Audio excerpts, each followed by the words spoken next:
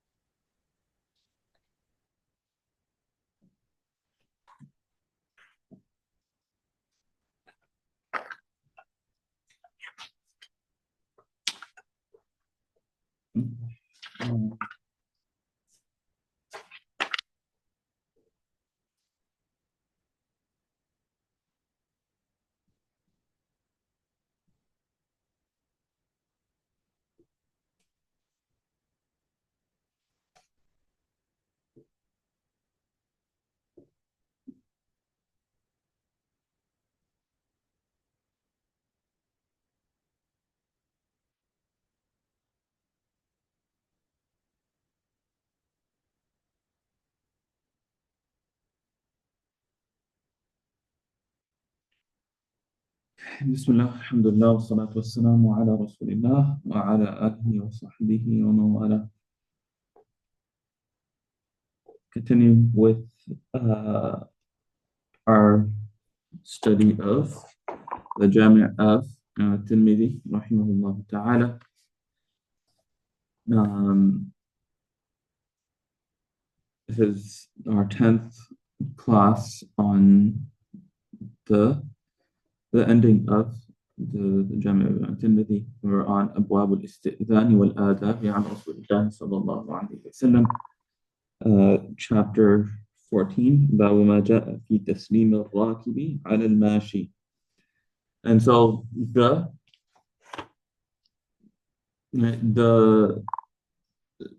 Prophet ﷺ gives us general etiquette about salam, how we should say salam. We should always rush to be the first to say salam. But in specific situations as well, the Prophet ﷺ is teaching us how to give salam. So um, if someone is right, if there's two people, one person is riding, one person is walking, then who should give salam? If someone is sitting and someone is standing, who should give salam? Someone's walking, someone's sitting. There's a group, and then one person enters the group, who should say salam.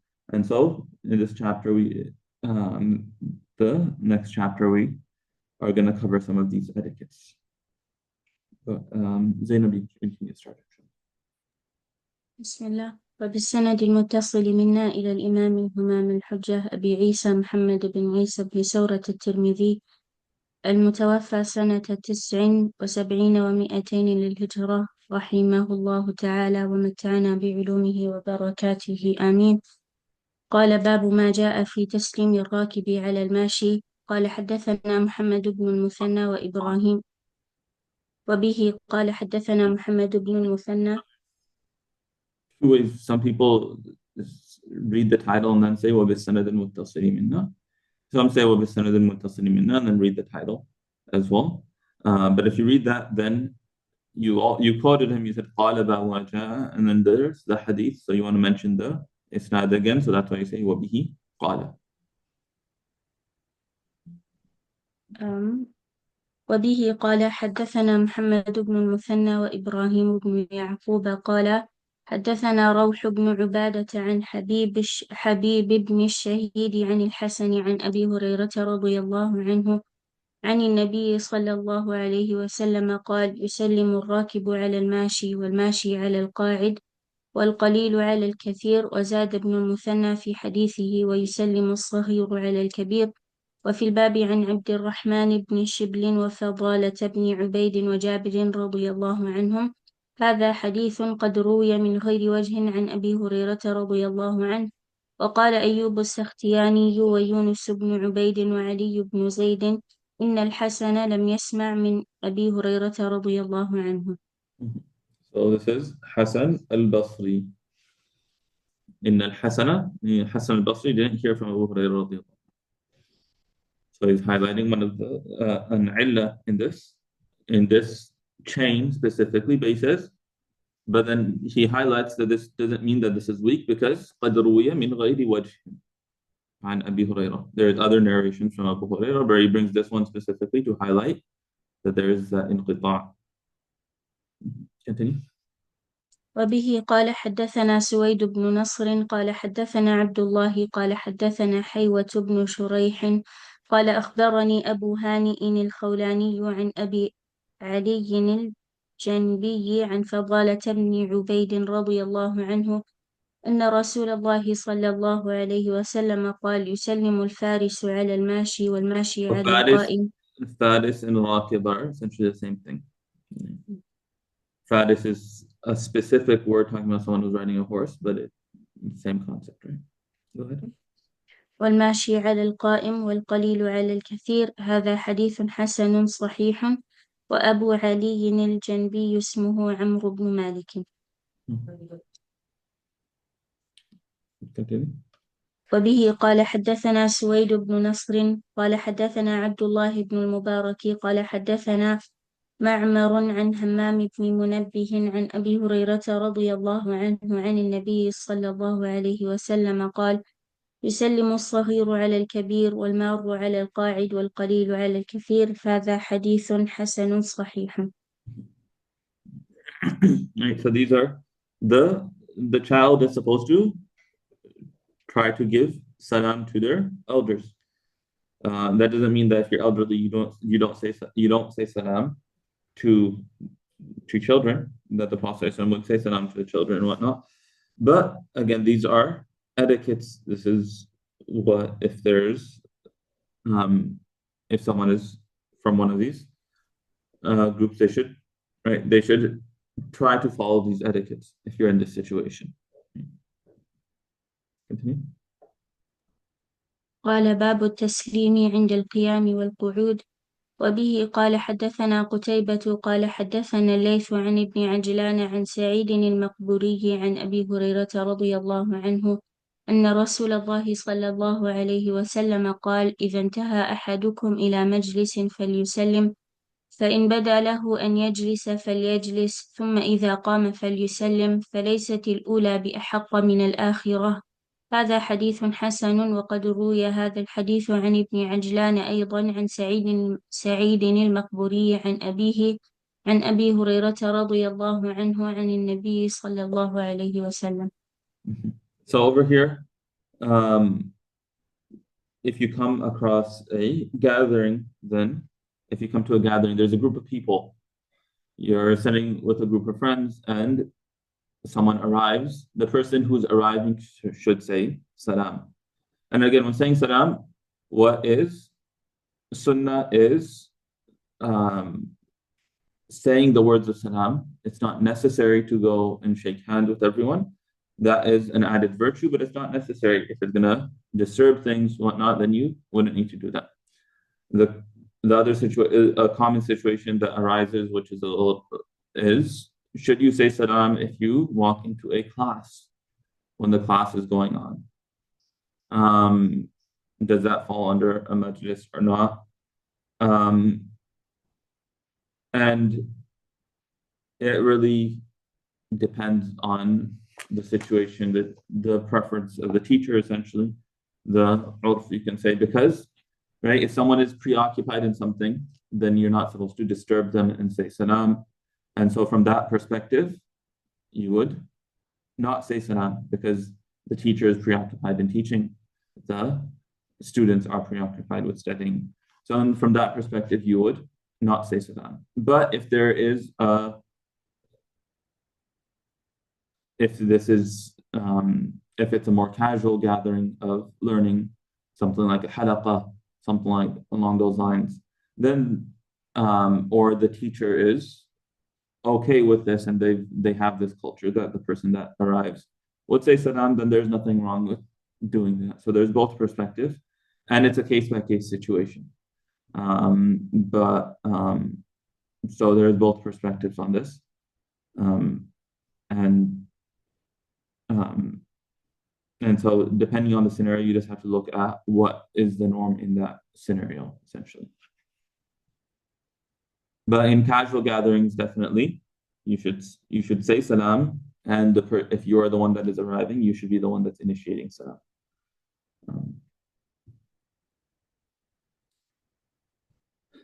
Continue. قال باب الاستئذان قبالة البيت. وبه قال حدثنا قتيبة قال حدثنا ابن لهيعة عن عبيد الله بن أبي جعفر عن أبي عبد الرحمن الحبلي عن أبي ذر رضي الله عنه قال قال رسول الله صلى الله عليه وسلم: من كشف سترا فأدخل بصره في البيت قبل أن يؤذن له فرأى عورة أهله فقد أتى حدا لا يحل له أن يأتيه، لو أنه حين أدخل بصره استقبله رجل ففقأ عينيه ما غيرت عليه، وإن مر رجل على باب لا ستر له غيري مغلق فنظر فلا خطيئة عليه، إنما الخطيئة على أهل البيت. وفي الباب عن أبي هريرة وأبي أمامة رضي الله عنهما. هذا حديث غريب لا نعرفه مثل هذا إلا من حديث ابن لهيعة، وأبو عبد الرحمن الحبلي اسمه عبد الله بن يزيد. So this is the etiquette of knocking at the door of a person. Right, if man kashafa sitran, whoever covers a veil, this could be a door or something like that, and enters his فأدخل بصره في البيت, and he enters his eyesight, meaning he looks into the house before he is given permission, and he sees the awra. Awra over here means that which he is hiding, which he doesn't want to show. ما يستحي منه إذا ظهر. Whatever he does not want to show you, whether it's for whether it's something that's permissible for you to look at or not. It may be just something. There's a mess. There's something. They have a room door that's closed, whatever it may be. Even if you're inside the house, right? You do not look at places that people have closed without their permission. Right? Then he has أتى حدا. Then he has come to a boundary that is not permissible for him to come to. That he has done something that is not permissible. That is not permissible. No, أن حين أدخل بصره. So at the time that he enters his sight, meaning he looks inside. Let's say someone is standing at the door, they knock on the door, they ring the doorbell, and they peek through. There's a gap in the window. They peek through the gap. They try to look inside. The person slightly opens the doors, opens the shutters, and someone looks inside without permission. استقبله رجل, a man from inside the house sees him and pokes out his eyes. ما غيرت عليه. I would not feel. I would not have any issue with what this person did. In terms of poking the eye of the one looking in without permission. And if someone passes by a door that has no veil over it, it's not that's not closed. It's not closed and it's not covered either. And he looks in, then there's no sin upon him, and the blame is on the people of the household. So over here, the Prophet ﷺ is reminding us about the importance of the etiquette of visiting someone's house, knocking at the door, and that's why even when you're knocking at the door, you should face slightly to the side where you can't easily look inside. You won't accidentally look inside the house if someone opens the door or something like that. And so this is the etiquette of seeking permission.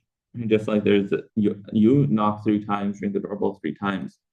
Don't call someone more than 3 times. Similarly, you wouldn't look into their house without permission. Then when someone lets you enter, then that's a different story. Continue. قال باب من اطلع في دار قوم بغير إذنهم. وبه قال حدثنا بندار قال حدثنا عبد الوهاب الثقفي عن حميد عن أنس رضي الله عنه أن النبي صلى الله عليه وسلم كان في بيته فاطلع عليه رجل فأهوى إليه بمشقص فتأخر الرجل. هذا حديث حسن صحيح.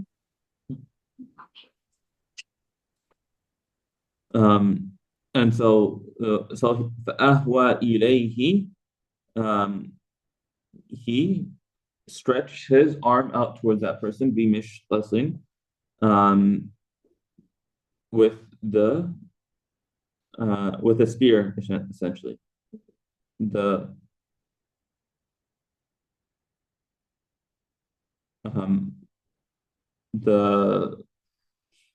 Nasr al-Sahmi is the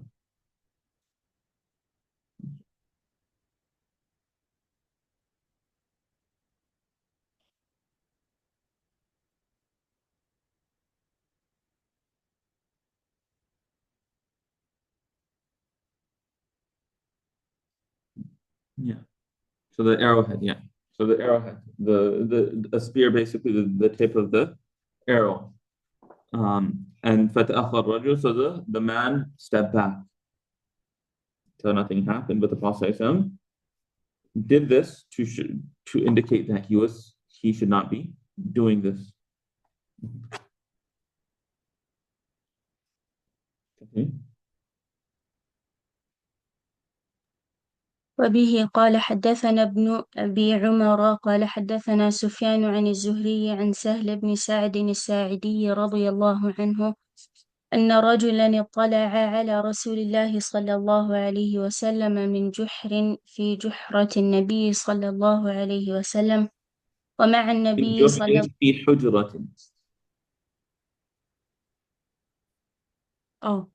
من جحر في حجرة النبي صلى الله عليه وسلم ومع النبي صلى الله عليه وسلم مدرات يحك بها رأسه. فقال النبي صلى الله عليه وسلم لو علمت أنك تنظر لطعنت بها في عينك.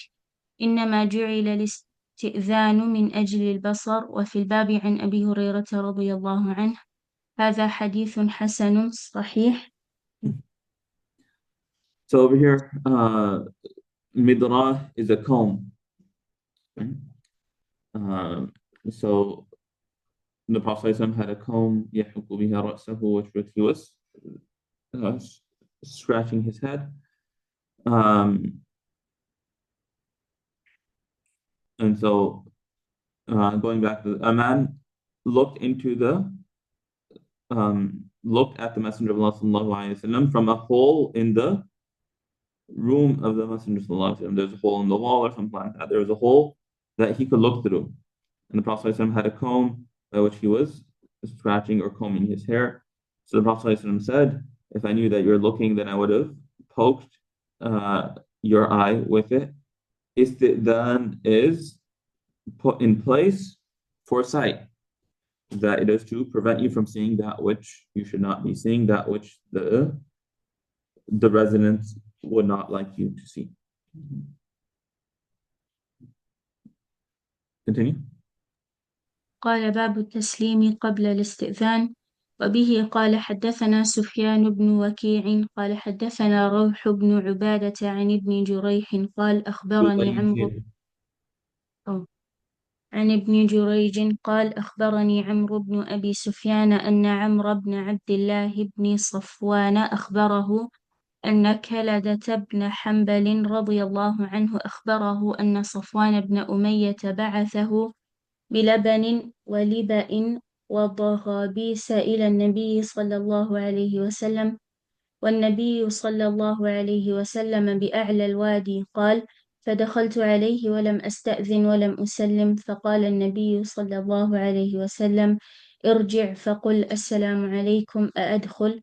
وذلك بعدما أسلم صفوان رضي الله عنه. قال عمرو: أخبرني بهذا الحديث أمية بن صفوان ولم يقل سمعته من كلدة. هذا حديث حسن غريب لا نعرفه إلا من حديث ابن جريج، ورواه أبو عاصم أيضا عن ابن جريج مثل هذا. Okay, so he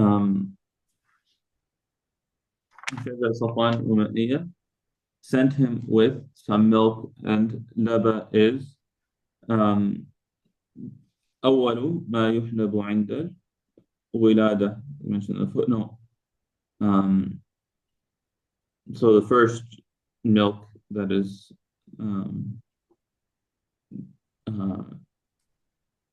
that one gets after childbirth from the animal.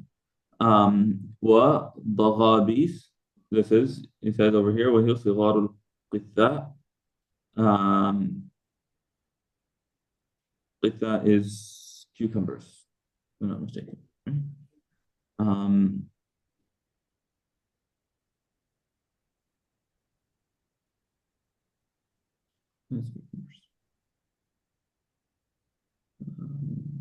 Yeah. So he sent this to the Prophet ﷺ, and the Prophet ﷺ was at the top of the valley, and فَدَخَلْتُ عَلَيْهِ وَلَمْ, so I entered upon him, and I didn't seek permission, and I didn't say salam. So right, he didn't do istidhan, he didn't say salam either. Both, there were two mistakes there. So Prophet ﷺ, he said, return and then say, Assalamu alaikum. May the peace and safety of Allah be upon you, should I enter. وذلك بعدما أسلم صفوان. This is after Safwan رضي الله عنه accepted Islam.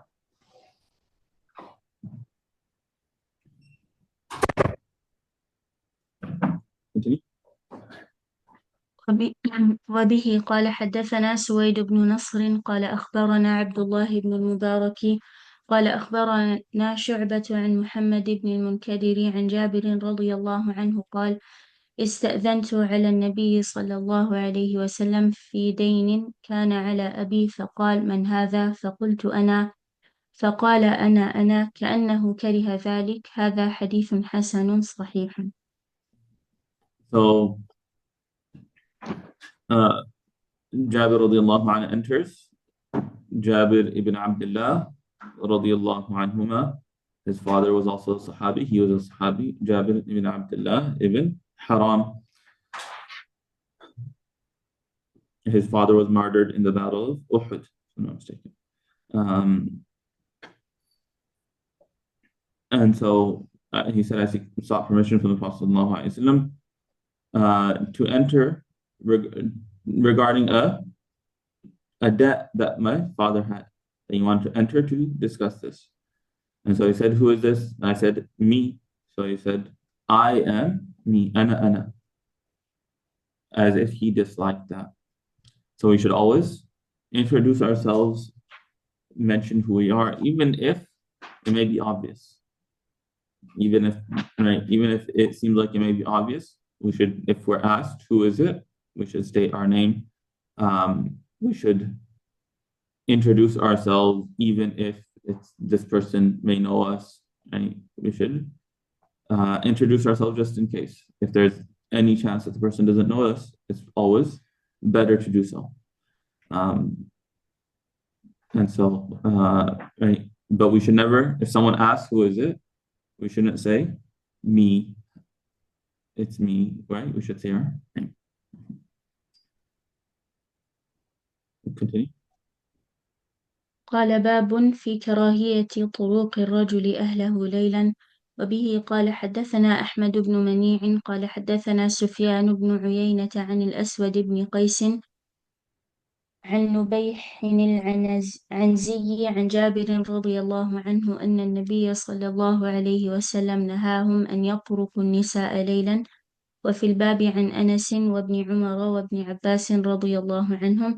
هذا حديث حسن صحيح وقد روي من غير وجه عن جابر رضي الله عنه عن النبي صلى الله عليه وسلم. Read the next one. وقد روي عن ابن عباس رضي الله عنهما أن النبي صلى الله عليه وسلم نهاهم أن يطرقوا النساء ليلا. قال فطرق رجلان بعد نهي رسول الله صلى الله عليه وسلم فوجد كل واحد منهما مع امرأته رجلا. And so the Prophet says that if someone is traveling and their wife is at home, they should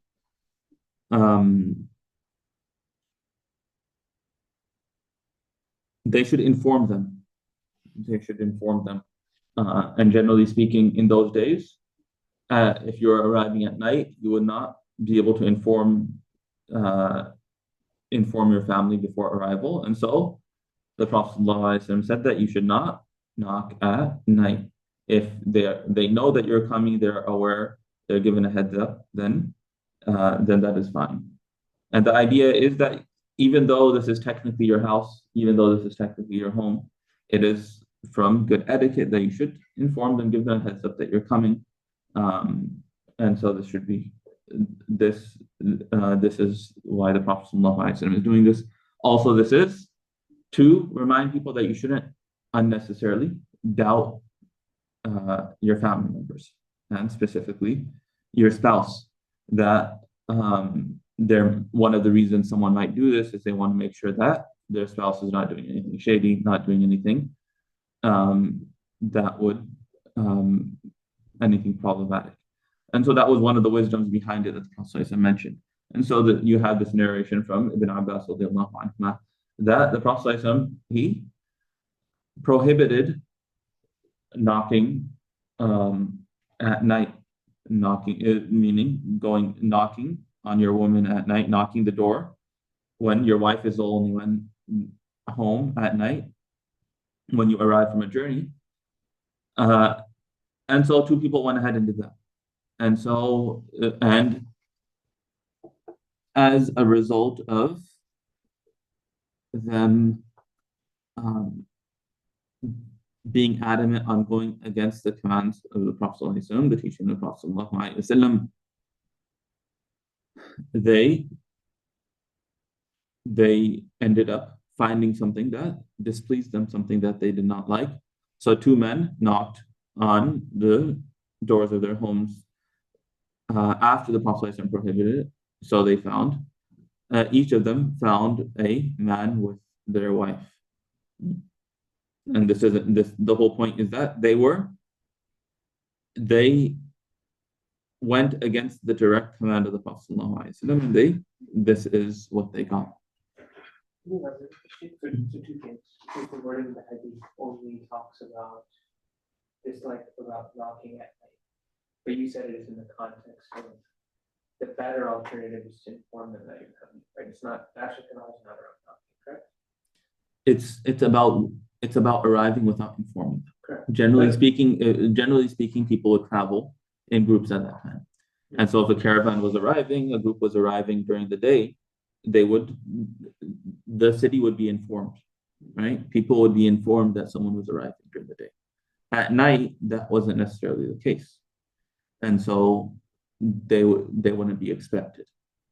So the idea is it's not specific to knocking at night, but the idea behind it is arriving without informing ahead of time. That's the point of trying to better understand. So what is the alternative? Because you're saying at night typically people couldn't or didn't. Yeah. So is he saying not to come at night? Yeah, so either you would camp out outside of the city, camp out somewhere before, and enter in the morning, right? Something along those lines.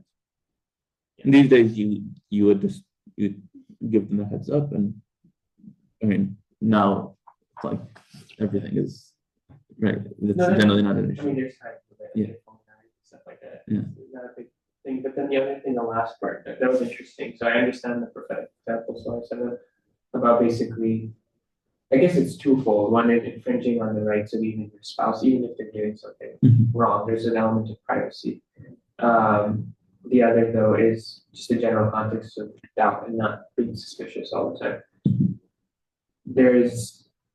I remember reading about this some time ago from a non-Muslim perspective, right? There's some article about, again, like infidelity or something like that. And there's a general prevalent mindset amongst non-Muslims of like, if somebody's doing something wrong, cast them in the act, right? Whether it's like infringing on privacy, whether it's whatever it might be. So what is like the example here, where is it just saying, because obviously this is a very clear example that he's giving at the end. So I'm trying to understand, like, I guess non-Muslims would take objection to this, because what is the alternative? I guess if you do have a suspicion or something like that. If you have, so you're not supposed to. Not a suspicion, right? Like as in you have some relative evidence-based suspicion, not just general suspicion. So this particular, right, this is particular to this scenario. Right? There, right, that this was something that they, let's pull up the sharh to.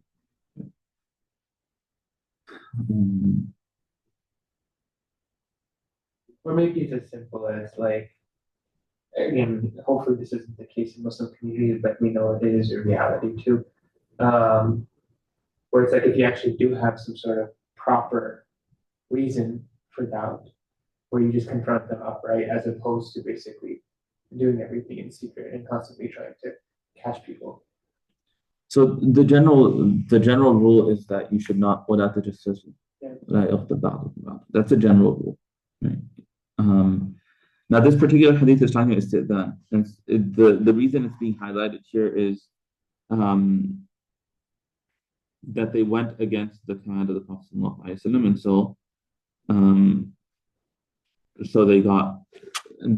so they ended up finding something that displeased them, that they didn't want to see. So it says over here, quoting Nawawi, معنى هذه الروايات كلها أنه يكره لمن طال سفره أن يقدم على امرأته ليلا بغتة، فأما من كان سفره قريبا يتوقع امرأته إتيانه ليلا فلا بأس، كما قال في إحدى هذه الروايات إذا طال الرجل غيبته، وإذا كان في غفر عظيم أو عسكر أو ونحوهم واشتهر قدومهم ووصولهم، وعلمت امرأته وأهله أنه قادم معهم وأنهم الآن داخلون، فلا بأس بقدومهم متى شاء لزوال المعنى الذي نهي بسببه، فإن المراد أن يتأهبوا وقد حصل ذلك ولم يقدم بغتة. ويؤيد ما ذكرناه ما جاء في الحديث الآخر أمهلوا حتى ندخل ليلا، أي عشاء كي تتمشط الشعثة وتستحد المغيبة، فهذا تصريح فيما قلناه، وهو مفروض في أنهم أرادوا الدخول في أوائل النهار بغتة، فأمرهم بالصبر إلى آخر النهار ليبلغ خبر قدومهم إلى المدينة وتتأهب النساء وغيرهن. Over here in Tuhfat al-Ahwazi, he doesn't mention anything about this particular hadith. But this is in this particular context. The general principle is what I just said, so that you should not spy on people. If there is a scenario,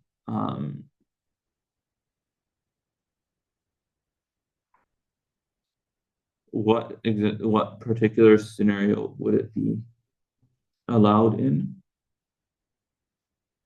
That would be tough to say if there may be exceptional circumstances, but the default is that you should without the justice. That is the default, even with spouses, because it's not healthy to have those doubts. Less about allowed, it's more in the context of when something's actually happening. I guess what is the sin of doing that? And I would think it's what I think I just alluded to earlier, which is like if you actually have a reason to doubt, you go and confront the person as opposed to trying to catch them, which is what we teach you, I guess. Today, right? Get your like build a very solid case against somebody. But I was curious. Yeah, and then there's also the practical, the whole legal system is just in terms of family law is just over here is just very messed up. So it's in the practical scenario and what you should do practically in certain scenarios, it's just a case by case basis because because of how the legal system works. So that's actually where it's coming from. Like as I think about it, everything from our tax law, which incentivizes certain financial behaviors, right, to our legal law, which incentivizes certain family behaviors or things like that. It does have a huge influence on like how people approach things, right? Like nowadays, like you live in a world where it's like a second something seems a little bit off. It's like paper trail, paper trail, right? So you're trying to, but that's not the same, right? That's actually kind of the opposite. Where it's like if you have a suspicion, not suspicion, like you have evidence, even if it doesn't hold in the court of law, right? You make your decision based off of it, or you confront the person, but you don't spend 8 months trying to ruin their life to catch them, right? Like in the act, which is what you hear in a lot of Muslim communities. Yeah, and it's unfortunate. Right? If there is a scenario, you may have to. There may be scenarios where you may have to engage in certain things that normally you wouldn't, just to preserve your rights. But again, that would be a case by case situation. Right?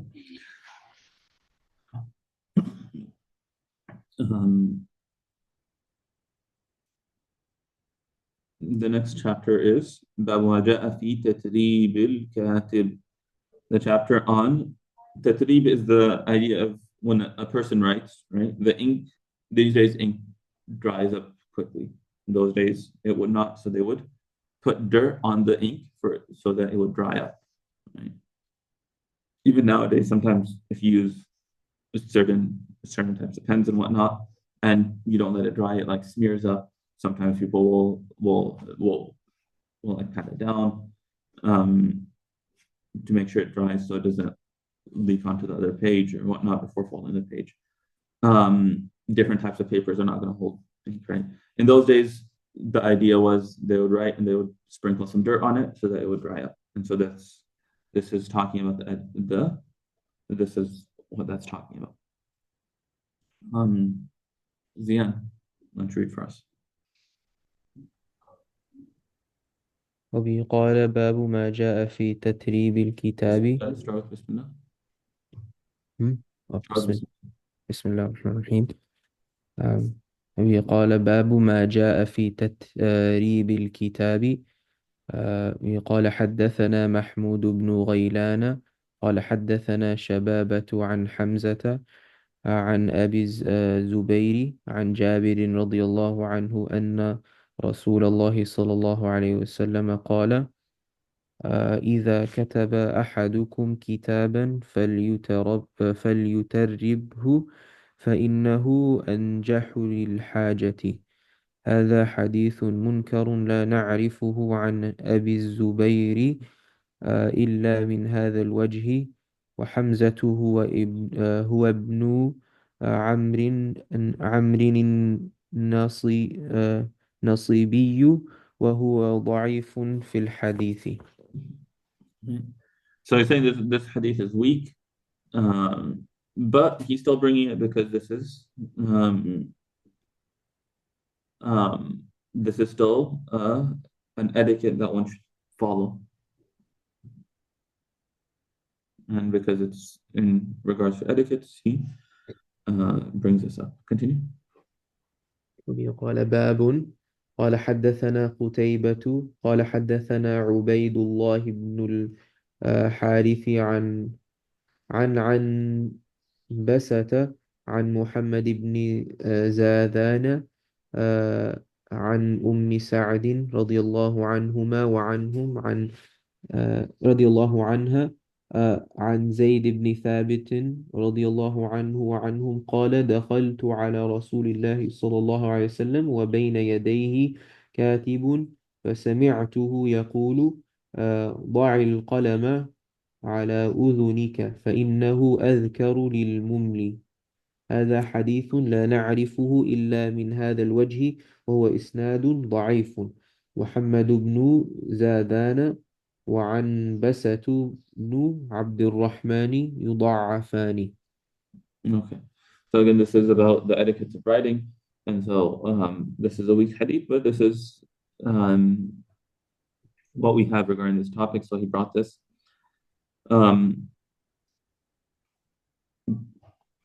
The Zayd ibn Thabit radiallahu anh, Zayd ibn Thabit was one of the scribes of the Prophet sallallahu alaihi wasallam. He was from the younger Sahaba, from the Ansar, to the point that he wasn't able, he was too young to even participate in the battle of Uhud. Right? But he was one of the scribes of the Prophet sallallahu alaihi wasallam. He was also, after the time of the Prophet sallallahu alaihi wasallam, he participated in he was the one in charge of compiling the Quran at the time of Abu Bakr and Uthman radiallahu anhu. And so he says, I entered on the Prophet ﷺ, and in front of him was a scribe. So I heard him say, place the pen on your ear, because it is more of a reminder for the mumli. Amla yumli, imla'an means to dictate, the one who is dictating. Mentioned over here in the footnote, قال الطيبي قيل السر في ذلك أن القلم أحد اللسانين المترجمين عما في القلب من الكلام وفنون العبارات، فتارة يترجم عنه اللسان اللحمي المعبر عنه بالقول، وتارة يعبر عنه بالقلم وهو المسمى بالكتابة، وكل واحد من اللسانين يسمع ما يريد من القول وفنون الكلام من القلب، ومحل الاستماع الأذن، فاللسان موضوع دائما على محل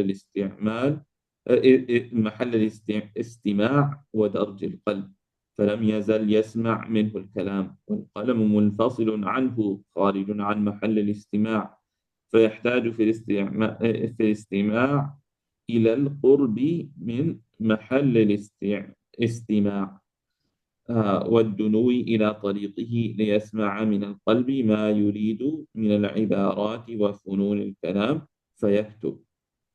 So the idea is that if you have a pen handy, you're more likely to write things down. Right? So the Prophet ﷺ said keep it on the ear, because the ear is, you're listening, you automatically, the point he's making over here is that it's by your ear, so you're gonna remember it more. And so the idea is, if you have a pen on you, you're more likely to write things down, note things down. And so that's kind of the idea. In those days, that would be putting it on the ear. For us, it may be having a pen in your pocket, having a pen in, having a pen handy, whatever it may be, doing things so that you basically being prepared to write if you're in that situation. وهذا الحديث أورده ابن الجوزي في الموضوعات وأعله بعنبسة فلم يصب. So Suyuti, this is the Hashi of Suyuti. He says that Ibn Jawzi brings this to the Mawdu'at, and he says that that's because of Ambasa. And Suyuti disagrees. وقد ورد من طريق آخر من حديث أنس أخرج ابن عساكر في تاريخه، وقد تقدم في كلام ابن حجر أن الحديث يخرج عن كونه موضوعا بوجوده بسندين مختلفين. So it's not موضوع, it's because there are two different asanid, but there's still weakness in it. So is he saying that you say Ibn? Ibn Jawzi. Ibn Jawzi is critiquing one of the. He's critiquing one of the chains, and he's saying that because of this, it would be considered mawdu'. But still, he's saying there is another chain. He's saying that this is not this is not accurate. And on top of that, there's another chain. So even if Ibn Hajar clearly states that even if you were to say that this chain makes it mawdu', there's another one that Why does he say, so this was my question earlier, where you can have amongst great muhaddithin to begin with, particularly in the topic of mawdu'at, you can have one that says mawdu', one that says either weak, or even maybe higher than that. So there's over here, there's potentially two places where they would have differed. One is the narrator, and the second is him possibly not being aware of the second chain. Okay. But so specifically there's a narrator, right? 'Cause So that's- there's two places where there's differences. One is the narrator Ambasa, right over here. He says Ambasa. He said Muhammad ibn Za'dan wa Ambasa. Imam Tirmidhi himself says Yuda'afa. He doesn't claim that it's mawdu'. So there's a clear difference of opinion on Ambasa. Ibn al-Jawzi, he takes Ambasa, and based on Ambasa, he says it's mawdu'. So that's the first place of difference. The second is there's another chain that is clearly not mawdu'. That makes sense, but so specific to the first point. So to know why there's a difference between in that narrative specifically, you would have to go through and basically. You go to the biographies would mention that this person said this about him, this person said that about him. I guess that's where, because I've done that for one of the hadith where there's a difference of opinion, and I'm trying to understand how they would get to that conclusion, because you will have basically two different types of proofs, right? One will say he was, I don't know if it's thiqah, but like he was basically, reliable, honest in some capacity, and maybe he had some weakness in memory or something. But then you will read a completely different account where a few people, whether they were honest, whether they were his enemies, will say he was a liar. So how do you reconcile two completely different things? So that happens in today's time. That is the whole science of Jarh Ta'deel, right? But I guess Right. And so scholars have kind of compiled that on Google Classroom. I uploaded I never I can remember the book, I think. I never mentioned it in class, but I believe I uploaded a PDF, which is a summary of it's essentially a summary of the textbook in Jarh wa Ta'deel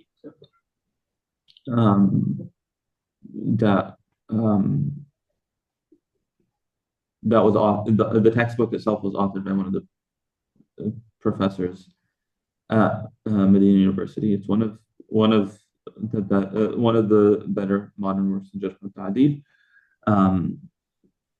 And so it talks about that whole how to deal with that when there's ikhtilaf. If you go back to the actual book, he has some case studies as well.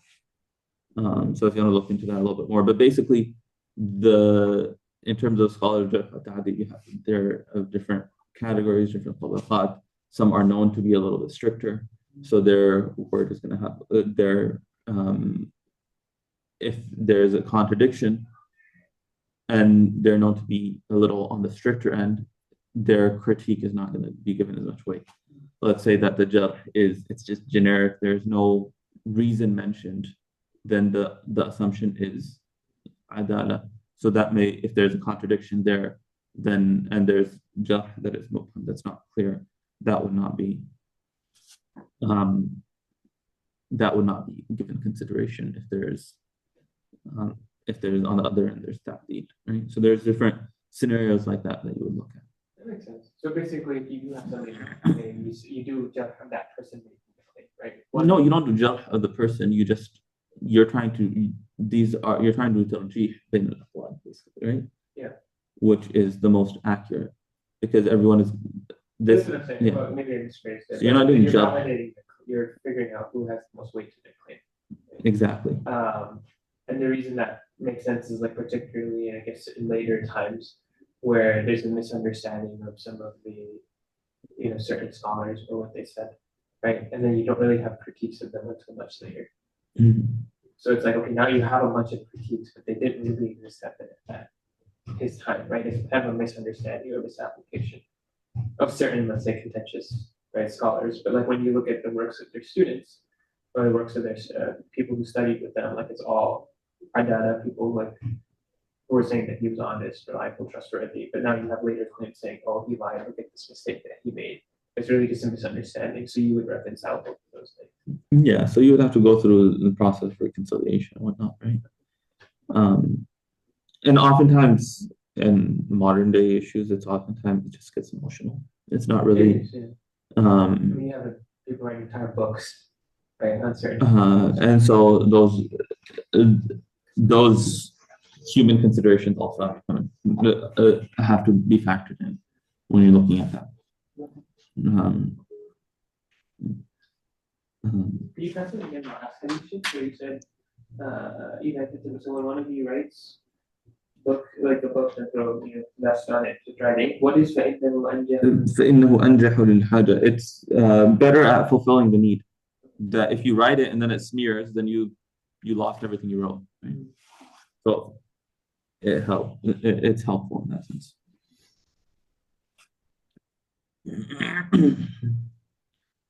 So the next hadith is learning the Suryani language, Syria. And so the Prophet ﷺ told Zayd ibn Thabit to learn this language and learn the language of the Jews so that they could understand the Torah directly. Go ahead. Yeah. وبه قال باب في تعليم السريانية. قال حدثنا علي بن حجر قال أخبرنا عبد الرحمن بن أبي الزناد عن أبيه عن خارجة بن زيد بن ثابت عن أبيه زيد بن ثابت رضي الله عنه وعنهم قال أمرني رسول الله صلى الله عليه وسلم أن أتعلم له كلمات من كتاب يهود وقال إني والله ما آمن يهود على كتابي. قال فما مر بي نصف شهر حتى تعلمته له. قال فلما تعلمته كان إذا كتب إلى يهود كتبت إليهم وإذا كتبوا إليه قرأت له كتابهم. هذا حديث حسن صحيح وقد روي من غير هذا الوجه عن زيد بن ثابت رضي الله عنه وقد رواه الأعمش عن ثابت بن عبيد عن زيد بن ثابت رضي الله عنه يقول أمرني رسول الله صلى الله عليه وسلم أن أتعلم السريانية. سريانية. So based on this narration, he learned Syriac. Other narration mentioned that he learned Hebrew. He could have learned both. Right, these were both ancient languages. Right? And so the Prophet Zayd ibn Thabit says that the Messenger of Allah commanded me to learn the words from the writings of the Jews, learn the language of the Jews essentially. And he said, indeed by Allah, I do not trust the Jews on what they write to me. Kitabi, that they would write to him in their language. They potentially would write to him in their language, or they would write something that he said.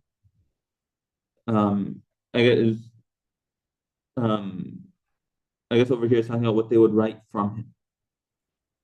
So basically, that they would hear the Prophet would say something to them, and they would write it incorrectly and convey it incorrectly. أي أخاف إن أمرت يهوديا بأن يكتب مني كتابا إلى اليهود أن يزيد فيه أو ينقص وأخاف إن جاء كتاب من اليهود فيقرأ يهودي فيزيد وينقص فيه. So it goes both ways. So if I wrote something to them or they wrote something to me, they may change things. So he said, so a half a month did not pass until I learned it for him. He learned their language for him. And this was Zayd ibn Thabit radiallahu anhu, that he was able to learn this. The Prophet ﷺ picked him out for this because he saw this skill in him. So when I learned it, كان إذا كتب إلى اليهود, when he would write to the Jews, I would write to them. And when they would write to him, I would read to him their writing, their letter. Yeah.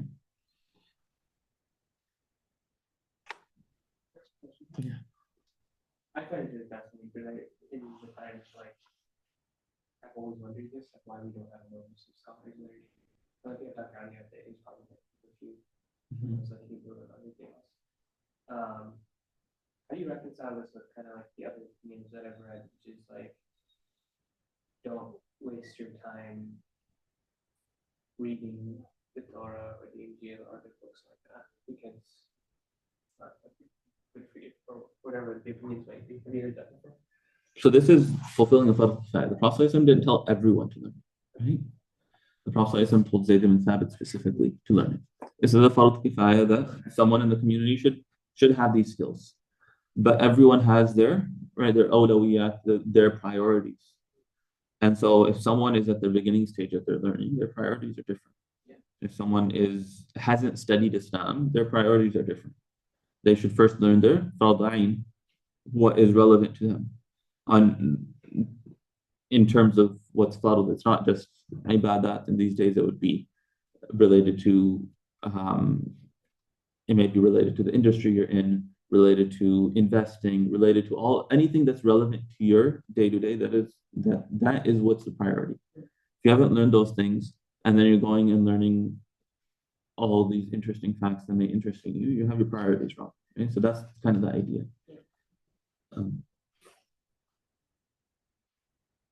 But in and of itself, there's nothing wrong with it. It's just oftentimes people will not prioritize.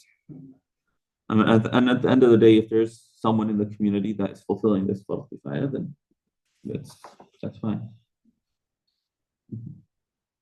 It's argue from the flip side, right? Like I just remember when the whole Philistine, the Gaza thing was happening, and they were basically misconstruing Arabic and saying, right, like their whole calendar thing that they were doing. But if someone from their community, if they didn't actually know Arabic, for example, then you just believe what people say.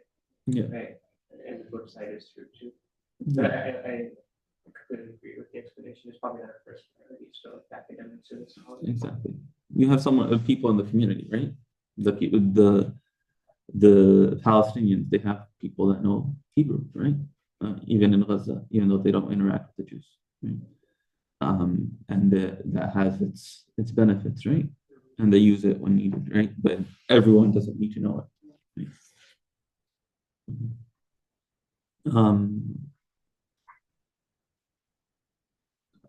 Afraz, why don't you read from here?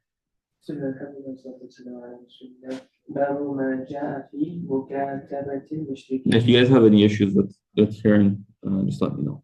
وبه قال حدثنا يوسف بن حماد البصري قال حدثنا عبد الأعلى عن سعيد عن قتادة عن أنس بن مالك رضي الله عنه وعنهم أن رسول الله صلى الله عليه وسلم كتب قبل موته إلى كسرى وإلى قيصر وإلى النجاشي وإلى كل جبار يدعوهم إلى الله وليس بالنجاشي الذي صلى عليه. هذا حديث حسن صحيح غريب. So the chapter on writing to the polytheist Anas radiallahu anhu, so the Messenger of Allah sallallahu alayhi wasallam, wrote to, before his death, to Kisra, and Kisra was the ruler of the Persians, and Qaisar, the Caesar, the ruler of the Byzantines, and to Najashi of Habasha. This is not Ashama, the famous Najashi. Najashi was the title of the leader of that of the kingdom, and so he would pass away, and there would be a new leader at this time. Right, there was a famous story of the passing of Ashama Najashi, and the Prophet ﷺ prayed Salat al-Janazah for him. And so after he passed away, he would send a letter to the new Najashi. وَإِلَى كُلِّ جَبَّارٍ يَدْعُوهُمْ إِلَى اللَّهِ. and to every tyrant, calling them to Allah. This was not the Najashi who the Prophet ﷺ prayed upon. Very saying his successor. Yeah, his successor. Right. So the Prophet ﷺ interacting with the non-Muslims, addressing the non-Muslims, right? There's nothing wrong with that. You have etiquettes to that as well, right? You would not you would initiate the address to a Muslim with salam. Non-Muslims you would start off the letter differently. Continue. قال باب كيف يكتب إلى أهل الشرك وبه قال حدثنا سويد بن نصر قال حدثنا عبد الله بن المبارك قال حدثنا يونس بن علي الزبيدي قال رضي الله عنه قال أخبرني عبيد الله بن عتبة عن ابن عباس رضي الله عنهما أنه أخبره أن أبا سفيان بن حرب أخبره أن هرقل أرسل إليه في نفر من قريش وكانوا تجارا بالشام فأتوه فذكر الحديث قال ثم دعا بكتاب رسول الله صلى الله عليه وسلم فقرئ فإذا فيه بسم الله الرحمن الرحيم من محمد عبد الله ورسوله إلى هرقل عظيم الروم السلام على من اتبع الهدى أما بعد هذا حديث حسن صحيح وأبو سفيان اسمه صخر بن حرب رضي الله عنه. Okay. So over here, Abu Sufyan goes to, they have their caravans that are going to Asham throughout this time. This is in the later Medinan period where the Prophet ﷺ is now sending letters to the different rulers, and Abu Sufyan happens to be in Sham.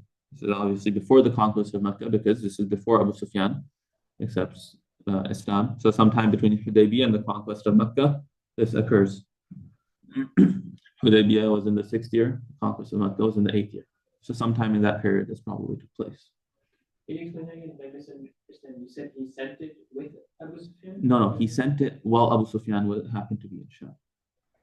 He sent it. There's a whole story about, okay. Right, so this is happening in the later Medinan period, sometime between the 6th and the 8th year.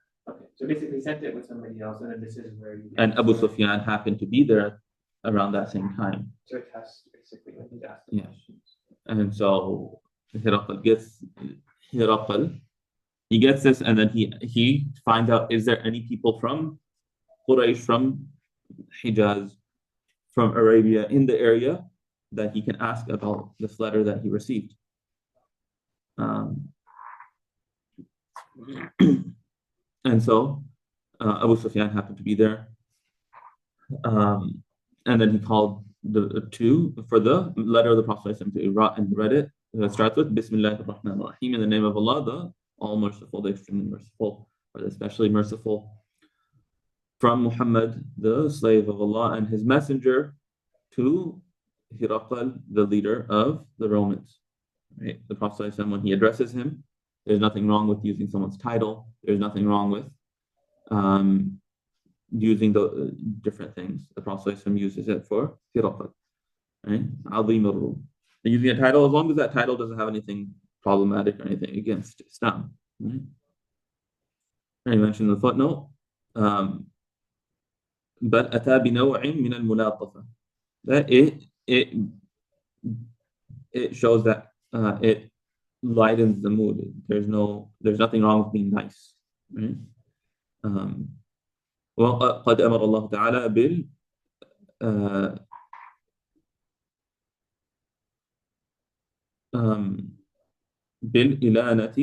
بإلانة القول لمن يدعى إلى الإسلام فقال فقولا له قولا لينا لعله يتذكر أو يخشى. And so he's showing that that cordiality, you can say. He's showing that etiquette, addressing with this child. Then he said, "Assalamu ala man ittaba'a al-huda." Salam on the one who follows guidance. That you initiate salam to the non-Muslims. But you can say Assalamu ala man ittaba'a al-huda. You also notice in the letters of the Prophet ﷺ that generally speaking, if there is an address, if there is a verbal address, an oral address, the Prophet ﷺ would start with the khutbatul haja. نحمده الحمد لله نحمده ونستعينه ونستغفره. In his written addresses, you won't necessarily find this. So that is something that's more so for spoken addresses, and it's not as needed for a written address. In the beginning of the book, it may, right? There may be situations where you may, right? You'd still start with the hamd and the tasmiyah and hamd and all these things. Sending salawat on the Prophet ﷺ based on those hadith. But the khutbatul haja itself, you don't need to start necessarily with that in particular. In writings. And so the Prophet ﷺ says this, amma ba'd. Ba'd it's ba'du because, why is it ba'du and not ba'da? Because the mudaf ilayhi is omitted. Understood meaning is ba'd al-hamdi was-salah. Or, right, or whatever it may be, whatever the introduction may be. In this case, ba'd al-basmalati was-salam, or whatever it may be. So we think it becomes something else, like a little bit after, or? No, so these huruf are generally used as mudaf and mudaf ilayh, right? They're generally used as a mudaf, and there's going to be a mudaf ilayh after it. And sometimes you can omit the mudaf ilayh if it's understood through context. And in that case, it would become mabni ala dhamm. It would become mabni with a dhammat end. And so over here, what's understood is that ba'd, the mudaf ilayh that was omitted, is some reference to what came earlier. Is this the whole letter? No, this isn't the whole letter. He's doing ikhtisar. Right? He's just stating what's relevant to this, the etiquettes of starting off a letter to the non-Muslim. Right? What's relevant to adab. I always wondered what the letters, like I knew Steve someone like, but like until now I haven't looked them up in the books of hadith. We have them all preserved in writing to an all it's not just a business market. Yeah, many of the letters are preserved. You can look those up. There are books on that as well. But he only brings this beginning part because it's what's relevant to the etiquettes of writing. Abu Sufyan, his name was Sakh ibn Harb. He's from Banu Umayyah. He was the leader of the Quraysh after Abu Jahl. Right? Continue. قال باب ما جاء في متن الكتاب وقال حدثنا اسحاق بن منصور وقال اخبرنا معاذ بن هشام قال حدثني ابي عن قتادة عن انس بن مالك رضي الله عنه قال لما اراد النبي الله صلى الله عليه وسلم ان يكتب الى العجم قيل له ان العجم لا يقبلون الا كتابا عليه خاتم فاصطنع خاتما قال فكاني انظر الى بياضه في كفه هذا حديث حسن صحيح. And so there's nothing wrong if there's certain customs related to writing that you follow. Right, the Prophet ﷺ followed this because this was the custom at the time. And we also get, right, the whole issue of the ring comes from here. Yes, so on that point, I was curious. The opinion of the Ahnaf related to the custom is because it's the process of war when he would seal things, when he was writing things. So only if you are, for example, a jurist or an author. Generally, the Hanafis allow rings, but they only allow silver. Correct. But I think what I've read, at least in relation to the sunnah of wearing, like, for example, the ring is if they were. So is it sunnah to wear it if you're not wearing it for so related to the sunnah part of it. Related for this purpose? There's a difference of opinion on that. But these things, No, you can always, right? Because I've seen a lot of the Ahnaf, particularly as it relates to like the oral desk game, so like where they have other teachers who might be, Shafi'i, etc. I've seen a lot of Hanafi scholars wear it with the opinion of it being sunnah. So There's a difference of opinion in the, if I'm not mistaken, amongst Within within the madhab. And with those things, it's people have different perspectives and different leanings, and it's just if it's done with the right intention, there's no criticizing of the other side. Right? You'll have different perspectives. Some people will try to be as with every little thing, they'll try to do what they feel is the closest. And some people will have in their personality, they'll be more of that emotional side of things, which is a good thing. And so they'll say that they'll do this out of the expression of love, and that's also fine. So it's more of a perspective, personality type of thing in a lot of these things. قال باب في السلام وبقال حدثنا سويد قال أخبرنا عبد الله بن مبارك قال أخبرنا سليمان بن المغيرة قال حدثنا ثابت البناني قال حدثنا الثابت البناني قال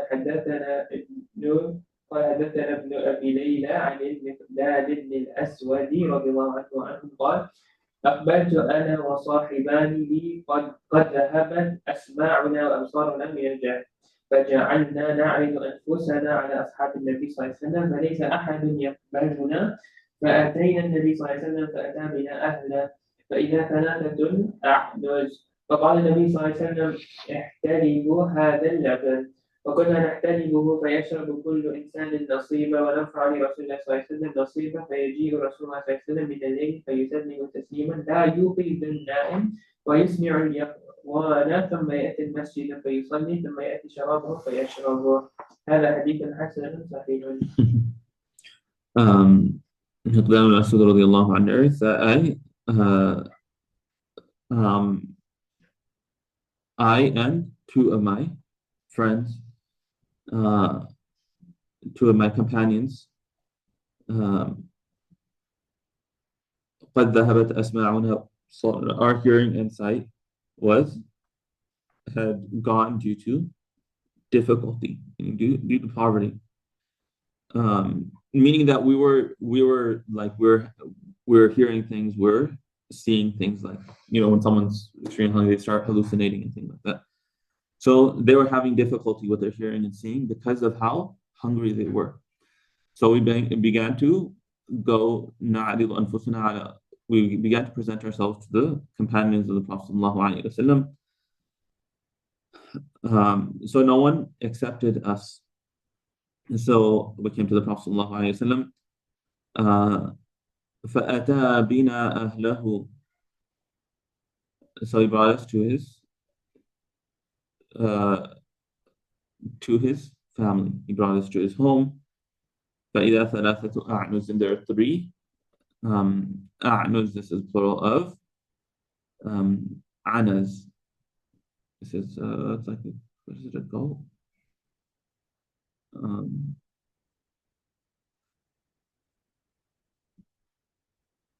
With animals, it's always like the precise name. It's confusing. Yeah, go. There are three goats, the Prophet ﷺ said. Milk this milk, basically. احتلب, that's the process of milking the animal. So the Prophet ﷺ says, milk this animal, take its milk. And we were milking it, so each one of us drank his share, and we raised for the Messenger of Allah his share, meaning we left his share. So the Messenger of Allah came at night, so he said salam in a way that does not awaken the one that is sleeping, and the one that is awake hears. Right? That we should be respectful when we're saying salam. We should be respectful of people's situations. We shouldn't disturb someone if someone's sleeping, someone's busy in something, right? But it should be loud enough to be heard. We shouldn't be so shy and have so much etiquette that people can't hear us. Because then if the person doesn't hear you, they don't have to respond. Right? Oftentimes when you're meeting people, if someone's meeting a scholar, an elder, something like that, they're very respectful. They're very respectful. They'll shake hands. They won't say salam at all, or they'll say salam in a very low voice. It should be said in a way where the person can actually hear you. Then he came to the masjid. Then he prayed. ثم يأتي شرابه. Then he came to his drink, his share of the milk, and he drank it. هذا حديث حسن صحيح. قال باب ما جاء في كراهية التسليم على من يبول. وقال حدثنا بندار والنصر بن علي قال حدثنا أبو أحمد الزبيري عن سفيان عن الضحاك بن عثمان عن نافع عن ابن عمر رضي الله عنهما وعنهم أن رجلا سلم على النبي صلى الله عليه وسلم وهو يبول فلم يرد عليه النبي صلى الله عليه وسلم السلام. وقال حدثنا محمد بن يحيى النيسابوري قال حدثنا محمد بن يوسف عن سفيان عن الضحاك بن عثمان بهذا الاسناد نحوه. وفي الباب عن علقمة بن الفضواء وجابر والبراء والمهاجر بن قنفذ رضي الله عنهم هذا حديث حسن صحيح. So just like you shouldn't be taking the name of Allah in the restroom. Similarly, if someone's outside of the restroom, they should not be saying salam to someone that's inside. You shouldn't be talking to someone. In general, talking is something that's disliked in the bathroom. But even saying salam, right? Specifically saying salam to someone, even though you're outside, is not something that is correct. And the idea is if someone is in a situation where they can't respond, or someone is busy with something, then they are not required to respond to your salam, and you shouldn't put them in that situation. You shouldn't initiate the salam with them either. So related to this, I don't think this situation a lot of people end up in the bathroom. So I've heard opinions related to you don't take the name of Allah in the bathroom, obviously. Mm-hmm. But then salam specifically doesn't have the name of Allah in it, even though it's implied. So assuming like in modern bathrooms where like you're always passing by someone, sometimes you're seeing them for the first time while they're washing their head in the bathroom or something. Are we saying? So the bathroom is what exactly is defined as a bathroom? There's difference of opinion. Generally speaking, if it's blocked off, closed off, there's some divider, that portion would be the bathroom. So in modern day bathrooms, the stalls itself would be the bathroom. So the sink area is not technically the bathroom. So there's nothing wrong with saying salam at that time. There's nothing wrong with you reading your du'as when you're at the sink in a normal bathroom. So in that case, saying salam is fine. It may be, someone's washing their hands during wudu. When not, if they're busy with wudu, then it's against the etiquettes to say salam to someone that's doing wudu. But that's not considered the bathroom, so that restriction would not apply. Then there's the whole discussion of in homes, the sink is inside the bathroom only. So the opinion that I follow is that that whole area would be considered the bathroom. And so you'd say your du'as, any du'as that you wanted to say before, you would say it before entering the bathroom. And so the Bismillah before entering the bathroom would suffice for your Bismillah for wudu, etc. And then once you leave the bathroom, you would say the dua for exiting the bathroom, and then you'd also say the dua for finishing your wudu. Others say that the bathroom itself is the area of the actual toilet itself, and the rest is not the bathroom. So based on that distinction, the etiquettes of saying salam in the bathroom would also apply accordingly. Yeah, it has granularities, but it's more of a studying thing, right? Like you're taught to do the du'as before we do, etc. And a long time you say there's bathrooms to avoid that. Or just say it in my head. But does that like fall under a similar opinion? Because it's getting into minutiae details, whether you say it out loud or whether you say it in your head. Well, if you say it in your head, you're not actually saying it, right? Yeah. That goes into but the intention is never disrespect, basically, is what. Yeah, so there are certain rules, right? There's you don't want to go to too much of an extreme where you're just like um everything basically everything is okay because it's based on intention, right? There are certain rules and certain limits that you try to follow, right? So you should still try to say the dua, just say it verbally outside. Right? Otherwise, you won't. The reward is there in uttering, and then there's a whole discussion which comes in the books of fiqh related to what is considered reading out loud, right? When you're in prayer, right? That whole masala is moving the lips sufficient, or is there sound that's required? There's that difference of opinion amongst the scholars, but the same would apply here. Either at a minimum, you should move your lips, say for to enunciate and actually pronounce something so that you can hear it. But at a minimum, you should be moving your lips if you want the reward for fulfilling that sunnah.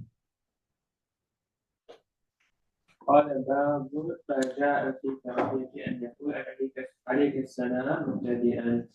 وبه قال حدثنا سويد قال حدثنا عبد الله قال حدثنا خالد الحذاء عن أبي تميمة الحجيري عن رجل من قومه قال طلبت النبي صلى الله عليه وسلم فلم أقدر عليه فجلست فإذا نفر هو فيهم ولا أعرفه وهو يصلح بينهم فلما فرغ قام معه بعضهم فقالوا يا رسول الله فلما رأيت ذلك قلت عليك السلام يا رسول الله عليك السلام يا رسول الله عليك السلام يا رسول الله قال إن عليك السلام تحية الميت ثم أقبل علي فقال إذا لقي رجل أخاه المسلم فليقل السلام عليكم ورحمة الله وبركاته ثم رد علي النبي صلى الله عليه وسلم قال عليك ورحمة الله وعليك ورحمة الله. وقد روى هذا الحديث أبو بكر عن أبي تميمة الحجيري عن أبي جري جابر بن سليم الحجيري رضي الله عنه قال أتيت النبي صلى الله عليه وسلم فذكر الحديث وأبو تميمة اسمه طريف بن مجالد. Okay, so over here, first of all, right, oftentimes people have this objection that, oh, you should say assalamu alayka if it's one person, not assalamu alaykum. And this hadith is clearly saying that that إذا جاء الرجل أخاه المسلم, one person. You're saying, and the Prophet tells him to say assalamu alaykum. And so both are fine. There's nothing wrong with saying assalamu alaykum. There's nothing wrong with saying assalamu alayka. And in using the plural is oftentimes seen as a sign of respect. So if you do that, do it with that intention, that's fine. But there's nothing wrong with saying it in the plural form. I just noticed that right now, so I thought I'd point that out. In terms of the hadith, the Prophet he says that I sought the Messenger of Allah sallallahu alaihi wasallam, so I was not able to meet him, so I sat down. So فَإِذَا نَفَرٌ هُوَ فِيهِمْ, so suddenly there was a group of people and he was from amongst them. وَلَا أَعْرِفُ, and I didn't know him. وَهُوَ يُصْلِحُ بَيْنَهُم, and he was reconciling between them. So when they finished, he stood up, and some of them, and with him some of them. So they said, O Messenger of Allah. So when I saw that, I said, عليك السلام يا رسول الله. عليك السلام يا رسول الله. عليك السلام يا رسول الله. I said, upon you be safety and peace, O Messenger of Allah. And he said it 3 times. That he didn't know he was. Now that people addressed him in this way, he realized who the Messenger of Allah sallallahu alaihi wasallam was. So the Prophet corrected him and said, Inna alayka salam tahiyatul mayyit. That this isn't the proper way of saying salam. This is the way that when people, in those days, this was one of the ways, if there was, for example, poetry that was written for the deceased or something like that, this is the way it would be said. This is the way they would say it. But the proper, and so that's not the proper etiquette of saying salam. Then he turned to me and said, when a man meets his Muslim brother, then he should say, Assalamu alaikum wa rahmatullahi wa barakatuh. May safety be upon you and the mercy of Allah and His blessings. And then the Prophet ﷺ responded to me and he said, and upon you and the mercy of Allah, and upon you and the mercy of Allah.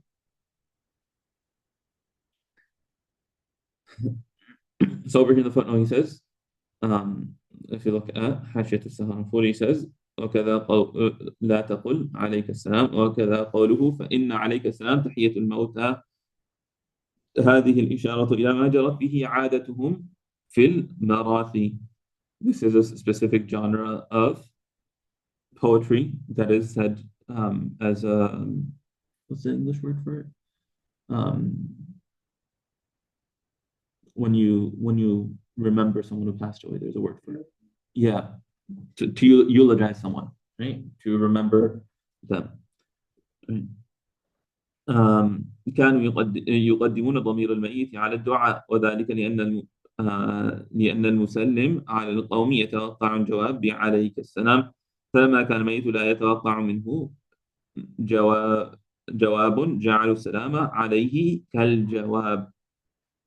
وقيل أراد بالموتى كفار الجاهلية وهذا في الدعاء بالخير والمدح فأما في الشر والذم فيقدم الضمير نحو وإن عليك لعنتي وعليهم دائرة السوء والسنة لا تختلف في تحية الأموات والأحياء بحديث سلام عليكم دار قوم مؤمنين. قال الطيبي لم يروي أن الميت ينبغي أن يسلم عليه بتقديم عليك إذ ورد السلام عليكم دار قوم إلى آخره وإنما أراد أنه مما يحيي به الأموات لأن الحي شرع له أن يسلم على صاحبه وشرع لصاحبه أن يرد فلا يحسن أن يوضع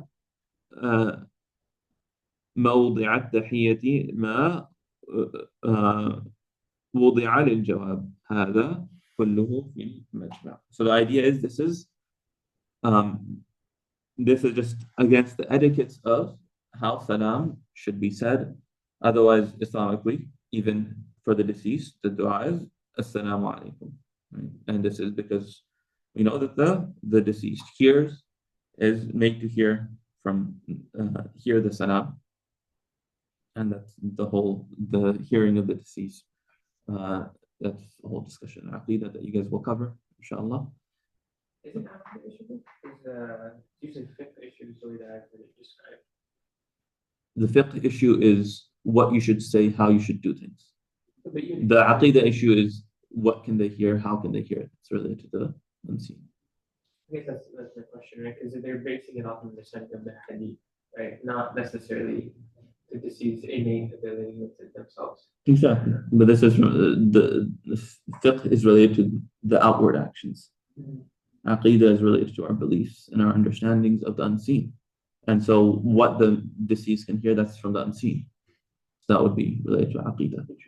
Because I've actually heard it framed as a fiqh issue. But So part of the discussion is fiqh related, part of it is Aqidah related. no, meaning the whole issue, whether they can even hear or not. But maybe there is a difference of opinion on whether. There is an overlap between the two, and in fiqh books sometimes Aqidah discussion will come in. Right? But it is primarily an Aqidah issue. So it will be discussed in the context of fiqh sometimes, because it's related.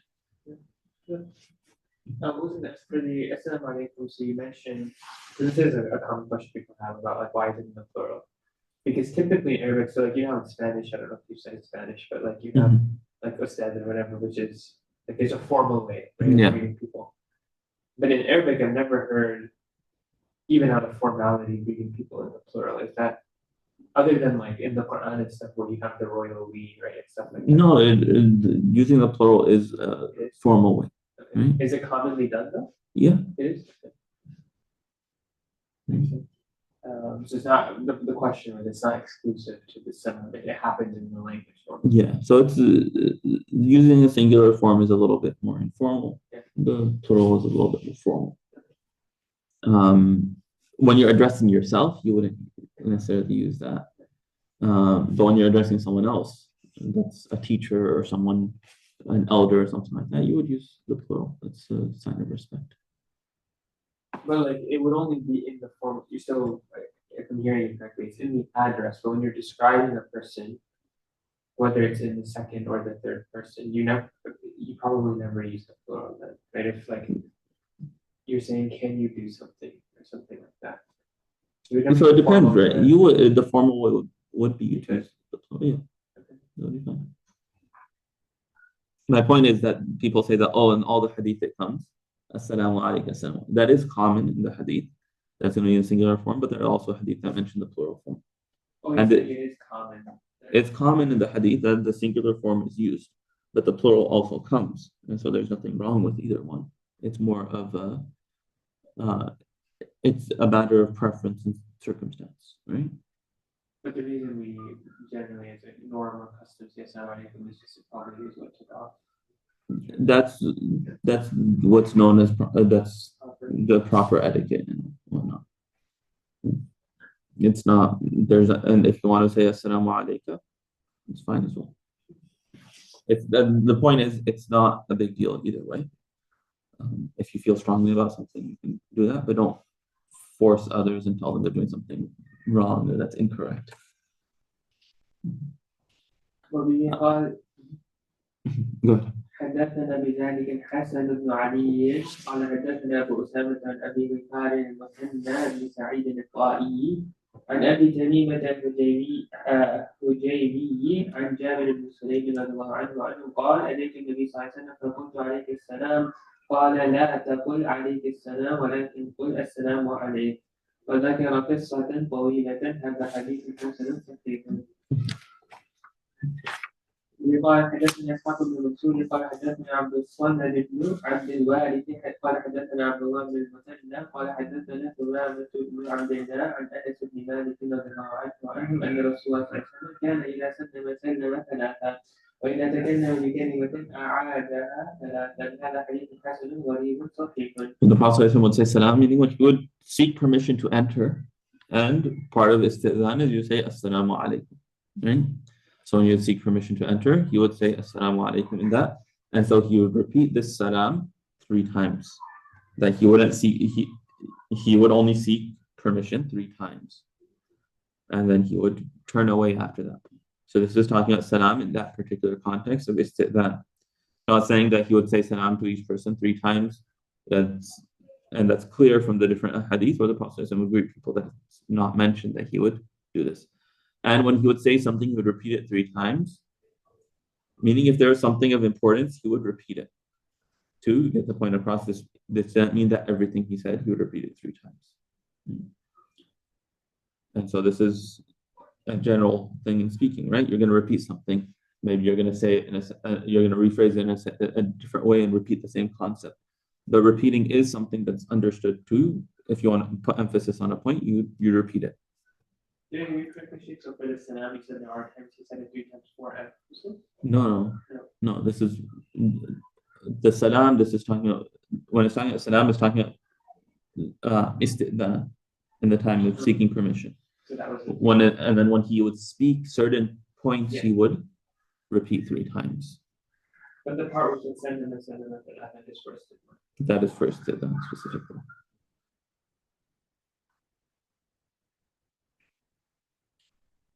قال حدثنا الأنصاري قال حدثنا معن قال حدثنا مالك عن إسحاق بن عبد الله بن أبي طلحة عن أبي مرة عن أبي واقد الليثي رضي الله عنه أن رسول الله صلى الله عليه وسلم بينما هو جالس في المسجد والناس معه إذ أقبل 3 نفر فأقبل 2 إلى رسول الله صلى الله عليه وسلم وذهب واحد فلما وقف على رسول الله صلى الله عليه وسلم سلم فأما أحدهما فرأى برجة في الحلقة فجلس فيها وأما الآخر فجلس خلفه وأما الآخر فأدبر ذاهبا فلما فرغ رسول الله صلى الله عليه وسلم قال ألا أخبركم عن نفر 3 أما أحدهم فأوى إلى الله فأواه الله وأما الآخر فاستحيا الله منه وأما الآخر فأعرض الله عنه. هذا حديث حسن صحيح. وأبو واقد الليثي اسمه الحارث بن عوف رضي الله عنه أو أبو مرة مولى أم هانئ بنت أبي طالب رضي الله عنها واسمه يزيد ويقال مولى عقيل بن أبي طالب رضي الله عنه.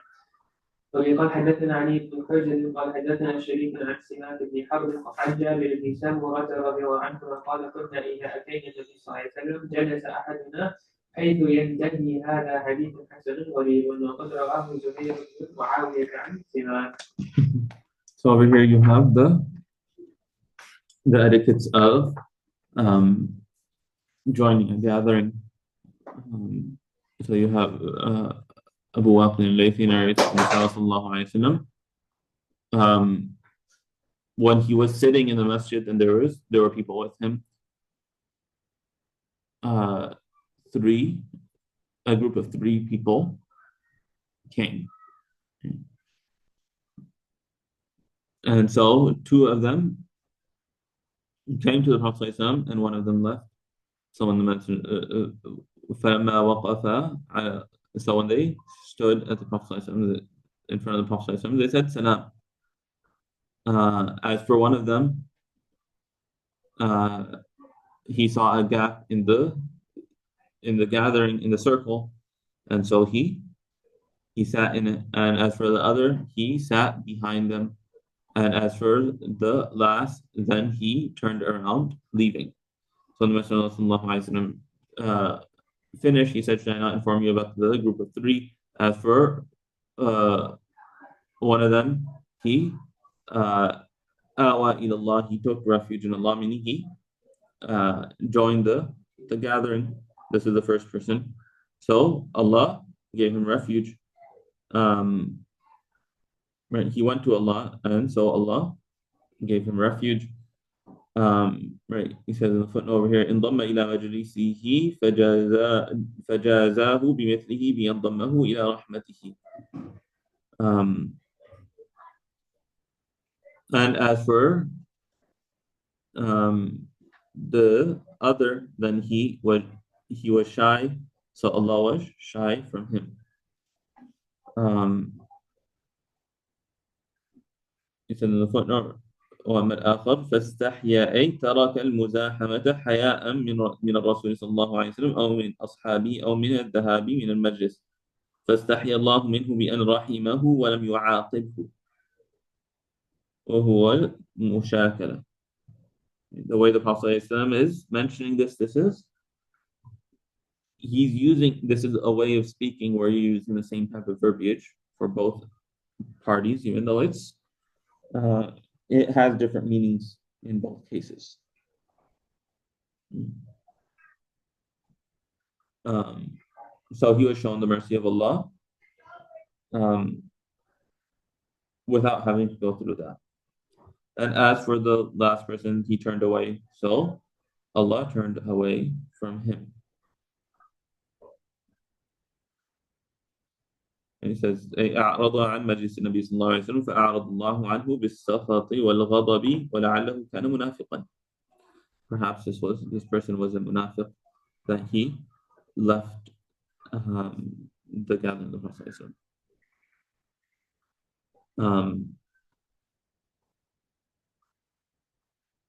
هذا حديث حسن صحيح. وأبو واقد الليثي اسمه الحارث بن عوف رضي الله عنه. His name is الحارث بن عوف. وأبو مرة مولى أم هاني بنت أبي طالب رضي الله عنها واسمه يزيد. So some say that he was the freed slave of هاني. ويقال مولى عقيل بن أبي طالب رضي الله عنه. Some say that he was the freed slave of Aqil ibn Abi Talib. There's a difference of opinion on his in that regard, but it's known that his name is Yazid. Do you read the next one? Okay, I'll read this again. وبه قال حدثنا علي بن حجر قال حدثنا شريك عن سماك بن حرب عن جابر بن سمرة رضي الله عنهما وعنه أنه قال كنا إذا أتينا النبي صلى الله عليه وسلم جلس أحدنا حيث ينتهي. The Prophet, when they would come, they would sit wherever there was space. They wouldn't try to inconvenience anyone or harm anyone or do anything that would cause anyone inconvenience. They would sit wherever the majlis ended. If there's a space, there's a gap that you can easily get to, then that's fine. If you're going to be inconveniencing people in the process, then you should sit at the end. هذا حديث حسن غريب وقد رواه زهير بن معاوية عن سماك. وبه قال باب ما جاء على الجالس في الطريق. وبه قال حدثنا محمود بن غيلان قال حدثنا أبو داود عن شعبة عن أبي إسحاق عن البراء رضي الله عنه ولم يسمعه منه أن رسول الله صلى الله عليه وسلم مر بناس من الأنصار وهم جلوس في الطريق فقال إن كنتم لابد فاعلين فردوا السلام وأعينوا المظلوم واهدوا السبيل. وفي الباب عن أبي هريرة وأبي شريح الخزاعي رضي الله عنهما. هذا حديث حسن صحيح. This is um, a longer hadith about the haqq al-tariq, the rights of the path. If someone is in a public space, then they have certain responsibilities that they should have. This is similar to right, if someone is in a public space, someone is out, and some of these may even apply if someone is in a public space online. So you should respond if someone says salam, you should respond, you should help if there's someone in need, especially if someone is oppressed, you should help them out if you can, and give people directions. So those are all from the etiquettes of the path.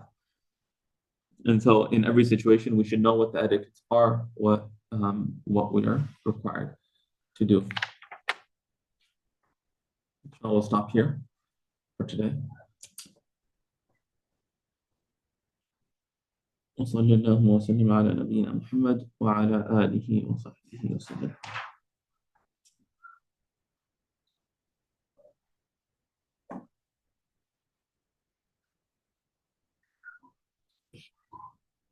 السلام عليكم ورحمة الله وبركاته.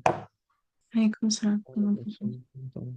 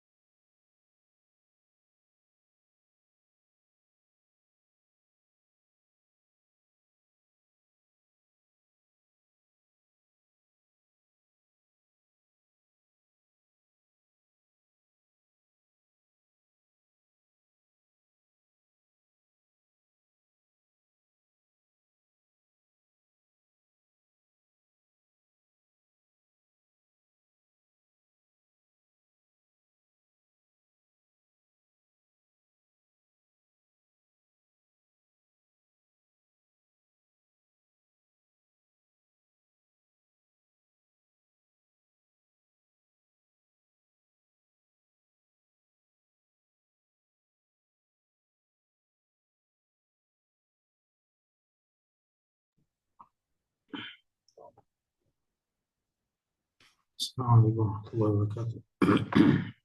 عليكم السلام. Let's get started. الحمد لله وكفى والسلام على الذين اصطفى. صلى الله تعالى عليه وعلى آله وأصحابه ومن والاه أما بعد بشرح لي صدري ويسر لي أمري واحلل عقدة من لساني يفقهوا قولي اللهم صل على محمد وعلى آل محمد وصليت على إبراهيم وعلى آل إبراهيم إنك حميد مجيد. Okay, so we are in Surah Al-Zukhruf. Right. Bismillah ar-Rahman ar-Rahim. Surah Al-Zukhruf is a Makki surah. It talks about the usul of Iman, gives consolation to the Prophet ﷺ, some aspect of the da'wah of Ibrahim ﷺ to his people, and some parts of the story of Musa and Isa ﷺ are mentioned as well, and alongside giving glad tidings to the believers of Jannah. Bismillah.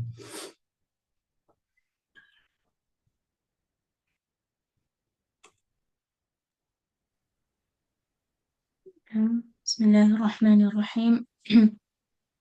حاميم الله أعلم بمراده به والكتاب القرآن المبين المظهر طريق الهدى وما يحتاج إليه من الشريعة. إنا جعلناه أوجدنا الكتاب قرآنا عربيا بلغة العرب لعلكم يا أهل مكة تعقلون تفهمون معانيه. وإنه مثبت في أم الكتاب أصل الكتاب أي اللوح المحفوظ لدينا بدل عندنا لعلي على الكتب قبله حكيم ذو حكمة بالغة.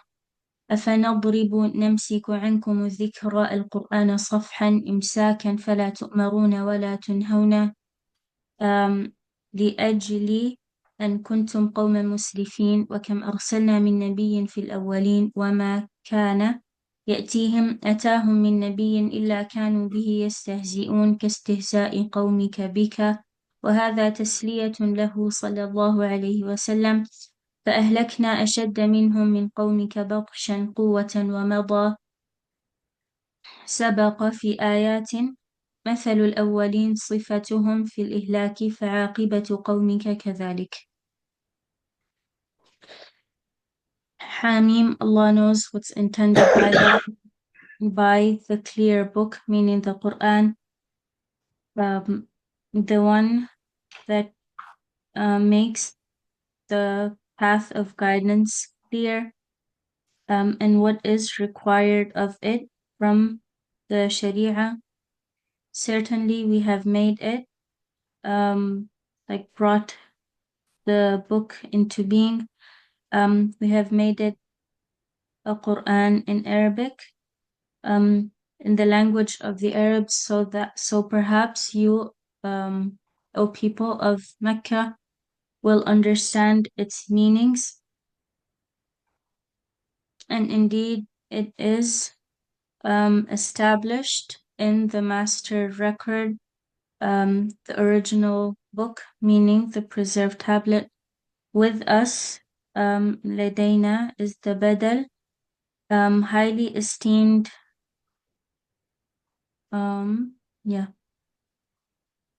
highly esteemed over the scriptures before it, rich in wisdom, like full with like eloquent wisdom. Should we then turn the Quranic reminder away from you? صفحا إمساكا. Should I take the advice away from you? صفحا translated in to mean turn. أفنضرب عنكم الذكر, shall we then take the advice away from you? Safhan, disregarding, or simply because you have been أم كنتم قوما مسرفين, a transgressing people. فلا تؤمرون ولا, so you are not commanded or prohibited because you have been a transgressing people. And how many prophets we sent to those So if you look at footnote number 14, Mujahid and Sudi, they say that the meaning is أَفَنَعْرِضُ عَنْكُمْ وَنَتْرُكُكُمْ فَلَا نُعَاقِبُكُمْ عَلَى كُفْرِكُمْ. That shall we just leave you and not take you to task for your kufr and ignore you because you are not listening?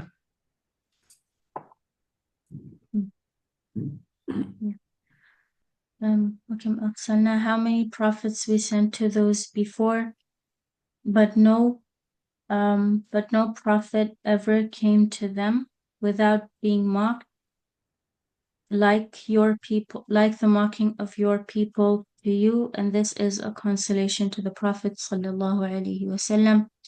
So we destroyed those who were far mightier from your people.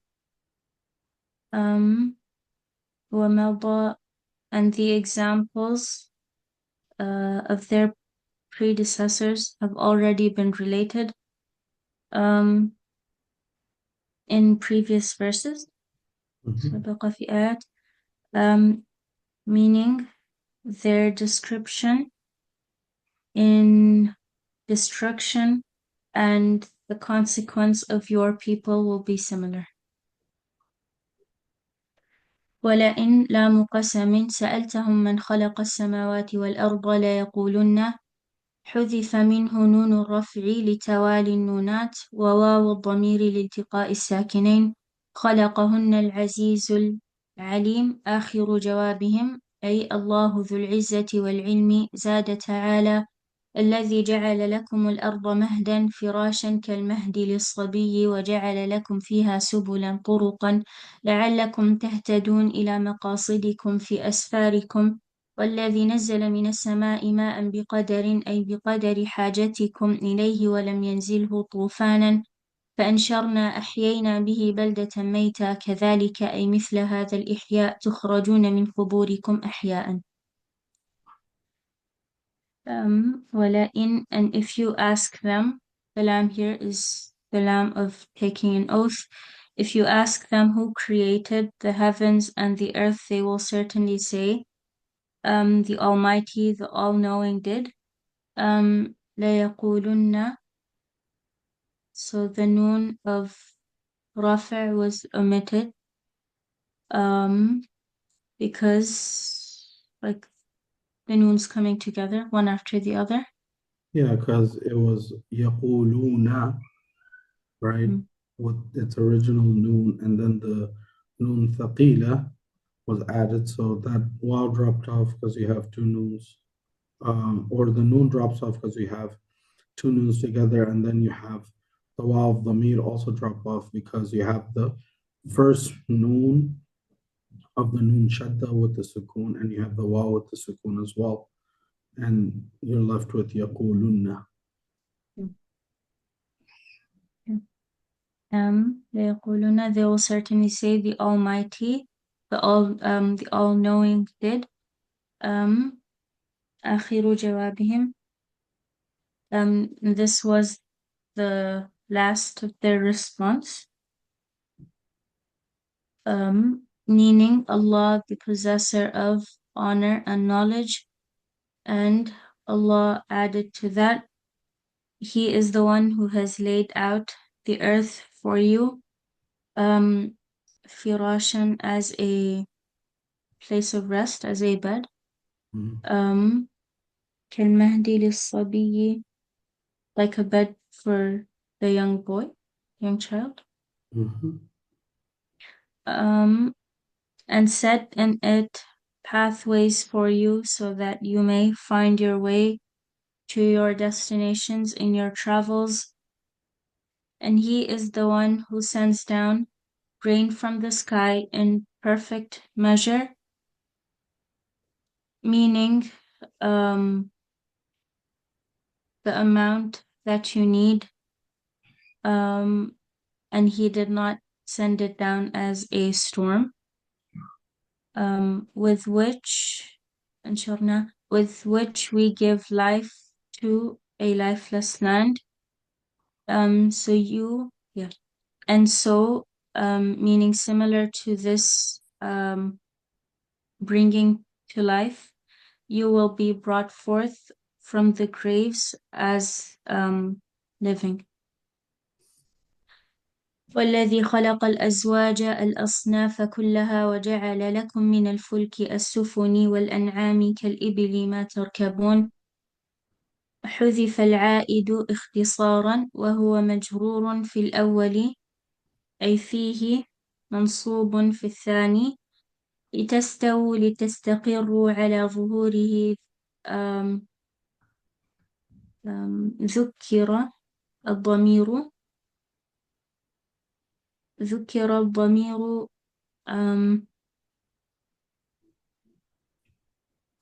إذا وجمع الظهر وجمع الظهر نظرا لللفظ ما ومعناها. ثم تذكروا نعمة ربكم إذا استويتم عليه وتقولوا سبحان الذي سخر لنا هذا وما كنا له مقرنين مطيقين وإنا إلى ربنا لمنصرفون وجعلوا له من عباده جزءا حيث قالوا الملائكة بنات الله لأن الولد جزء الوالد والملائكة من عباد الله إن الإنسان القائل ذلك لكفور مبين بين ظاهر الكفر. And He is the one who created all things in pairs and made for you ships and animals, like camels, to ride. حذف العائد. So the عائد was omitted, اختصارا to make it short. Yeah. حذف العائد means أي في قوله تعالى من الفلك. So basically والذي خلق الأزواج كلها وجعل لكم من الفلك والأنعام ما تركبون من الفلك or ما تركبون منه, for example, right? Like what you ride of it. So it says after وهو مجرور في الأول أي فيه and منصوب في الثاني. So وهو مجرور في الأول. Allah doesn't say, for example, ما تركبون فيه, right? أي فيه فإنه يقال. So to say ركب في السفينة, or منصوب في الثاني would be to say تركبونها. Point is that ما تركبون could have been stated in other ways where the dhamir is mentioned. ما تركبون فيه or ما تركبونها, referring back to the word fulki. Does that make sense? Yeah. It's not mentioned اختصار. Does عائد just mean ضمير here? Yeah. Okay. Is it only in this context or generally also means ضمير? I mean, عائد is basically the only thing. عائد is basically the dhamir because the function of a dhamir is to refer back. Is the returner, right? Okay. لتستووا, so that you may mount upon their back, be firm on their back. So the dhamir was made masculine here. Yeah. So footnote number 9. Right. So ظهوره, that dhamir has been made masculine, and the word ظهر has been made jama'. So saying the word ظهور, why? نظرا, because, or keeping in mind, للفظ ما, keeping in mind the meaning of ma, which is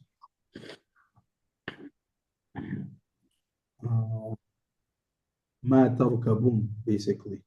ومعناها, and the plural meaning of it, because ما تركبون refers to fulk, which is a sufun, which is ضمير, which is jama'. So لتستووا على ظهوره is also keeping in line with that meaning, because it's still talking about that. Mm. Mm. ثم تذكروا, and remember your Lord's blessings once you are settled on them, saying, Glory be to the one who has subjected these for us, for we could have never done so on our own. Inna, and surely to our Lord we will all return. Still they attributed to him some. Still they have made some of his creation out to be a part of him, where they said that the angels are the daughters of Allah, because a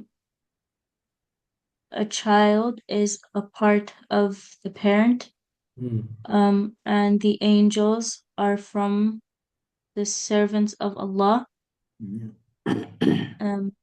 Indeed, humankind, meaning the person who says that, is clearly ungrateful, clear and apparent in his disbelief.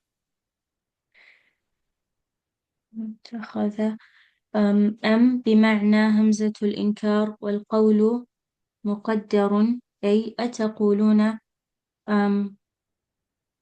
اتخذ مما يخلق بنات لنفسه وأصفاكم أخلصكم بالبنين، اللازم من قولكم السابق فهو من جملة المنكر.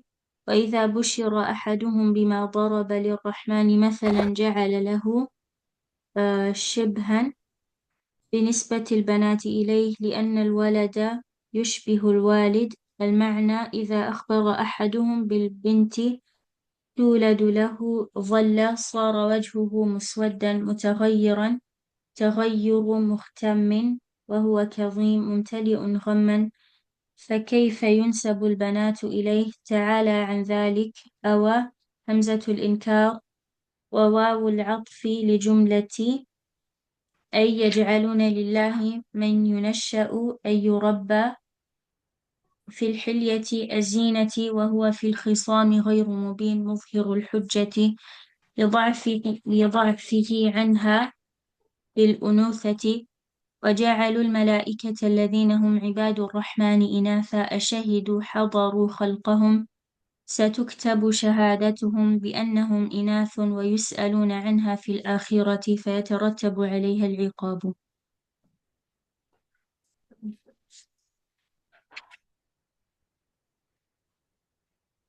So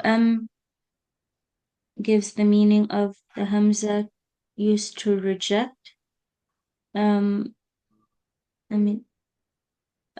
والقول مقدر, and the statement is implied. Meaning, do you say, has he taken angels? Has he taken daughters from for himself from what he created, and favored you with sons? That results in your previous statement. So that is from Jumlatul Munkar.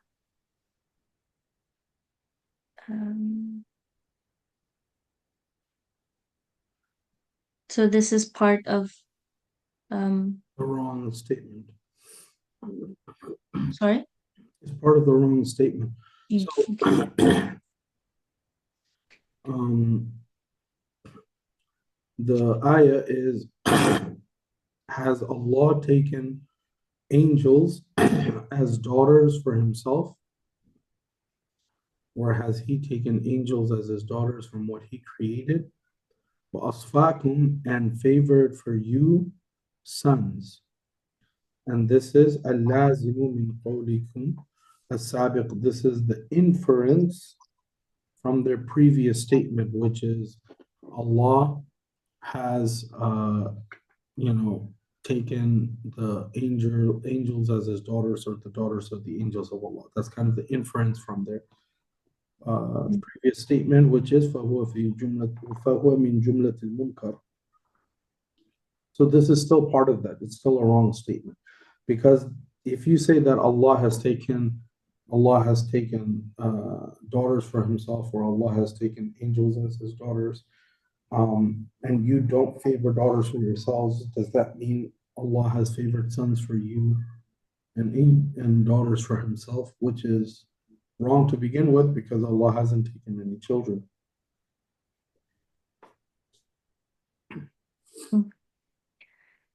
When one of them is given the good news of what they attribute to the most compassionate,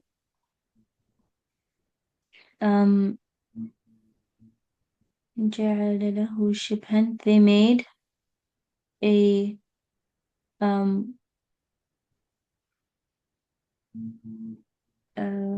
they made something similar to him by attributing the daughters to him, because the child resembles the parent, meaning if one of them was informed of a daughter to be born to him, his face grows gloomy, meaning it changes to someone that is anguished.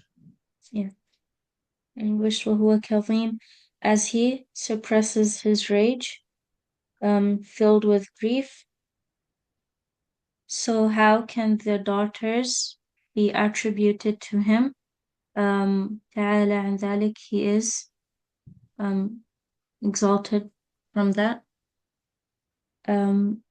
This is the hamza to reject, and the waw is waw al-'atf to the sentence, meaning they make or they attribute to Allah those who are brought up in ornaments, meaning raised in ornaments, zina, وهو في الخصام, and are not commanding in disputes.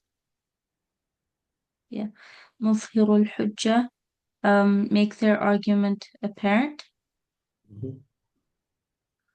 because of their weakness regarding that.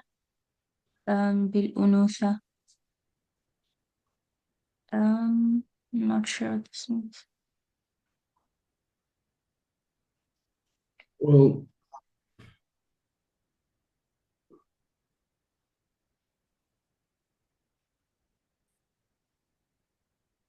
Is saying the statement of the attributing females to Allah is weak.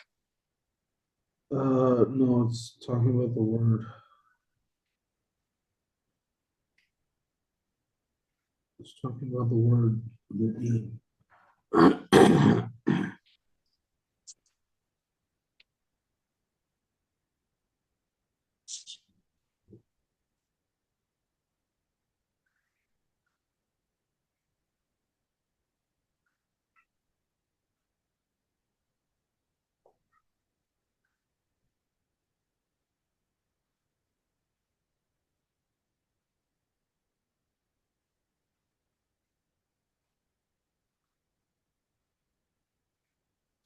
I'm not sure. I don't know if it's referring to their attribution of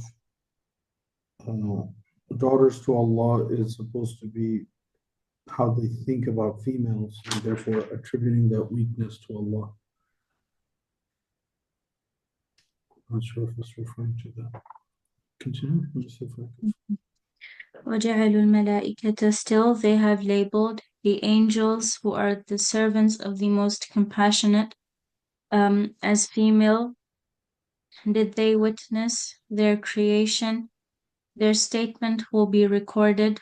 Their statement of them saying that they are females will be recorded, and they will be questioned about it in the hereafter, and it will result in their punishment. وقالوا لو شاء الرحمن ما عبدناهم أي الملائكة فعبادتنا إياهم بمشيئته فهو راض بها. قال تعالى ما لهم بذلك المقول من الرضا بعبادتها من علم إنما هم إلا يخرصون يكذبون فيه فيترتب عليهم العقاب به أم آتيناهم كتابا من قبله أي القرآن بعبادة غير الله فهم به مستمسكون أي لم يقع ذلك بل قالوا إنا وجدنا آباءنا على أمة ملة وإنا ماشون على آثارهم مهتدون بهم وكانوا يعبدون غير الله. Okay.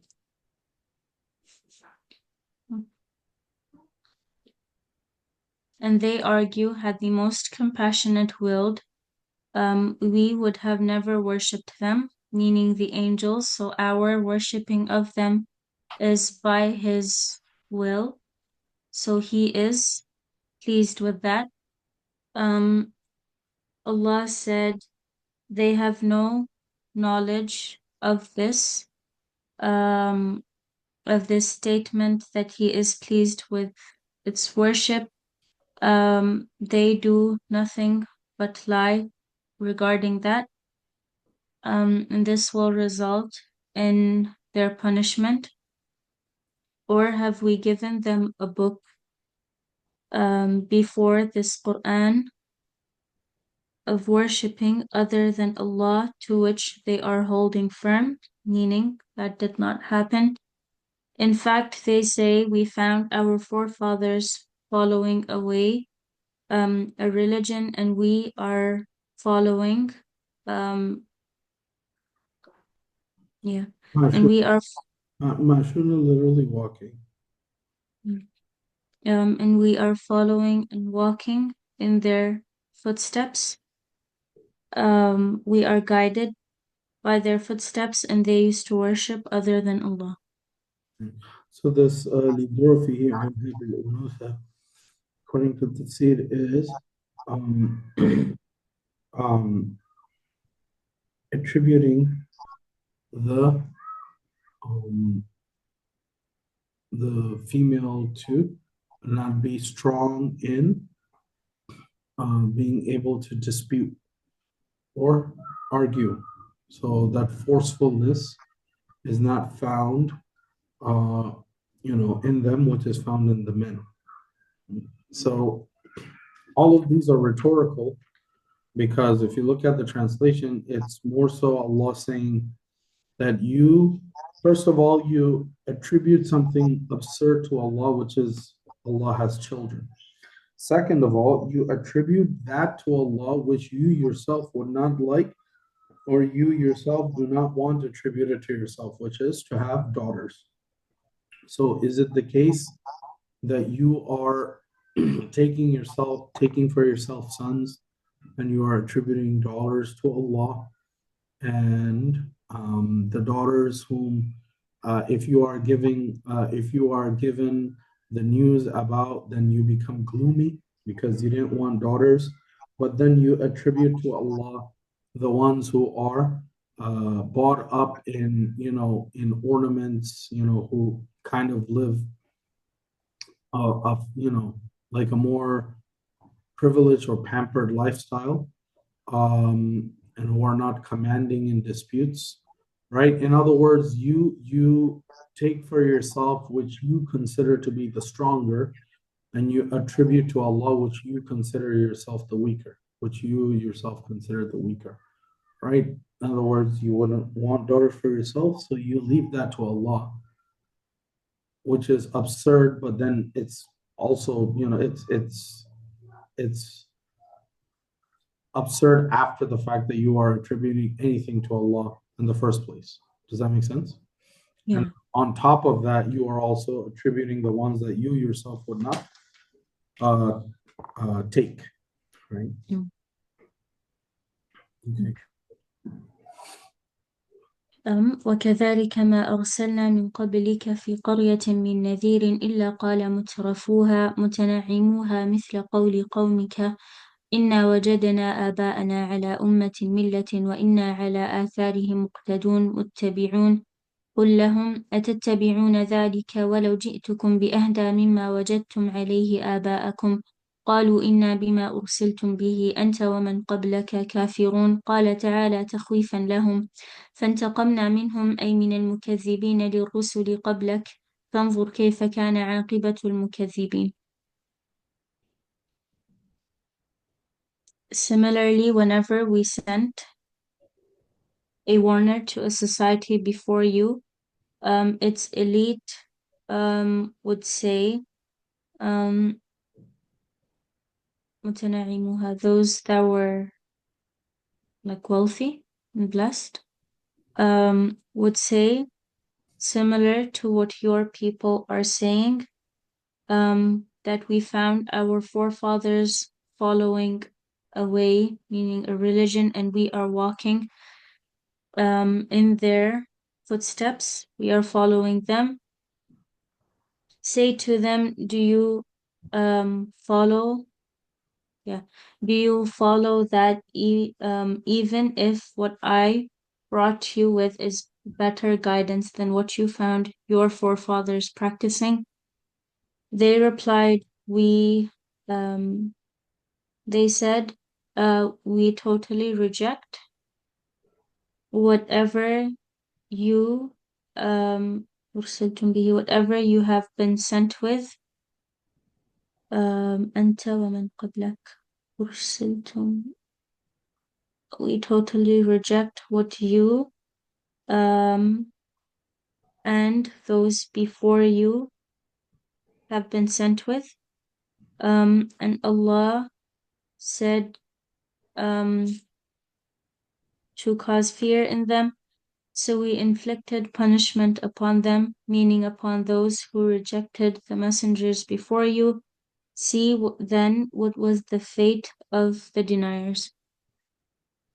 واذكر إذ قال إبراهيم لأبيه وقومه إنني براء أي بريء مما تعبدون إلا الذي فطرني خلقني فإنه سيهدين.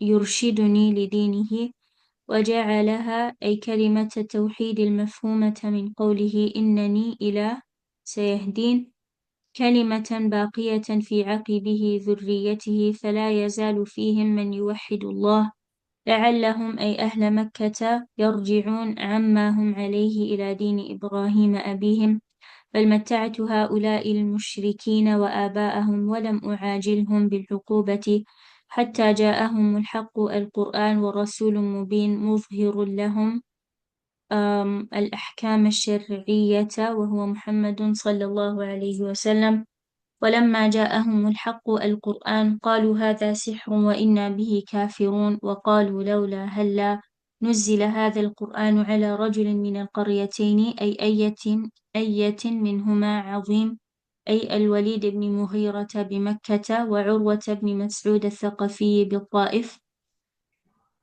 أهم يقسمون رحمة ربك النبوة نحن قسمنا بينهم معيشتهم في الحياة الدنيا فجعلنا بعضهم غنيا وجعلنا بعضهم فقيرا ورفعنا بعضهم بالغنى فوق بعض درجات ليتخذ بعضهم الغني بعضا الفقير سخريا مسخرا في العمل له بالأجرة والياء للنسب وقرئ بكسر السين ورحمة ربك أي الجنة خير مما يجمعون في الدنيا.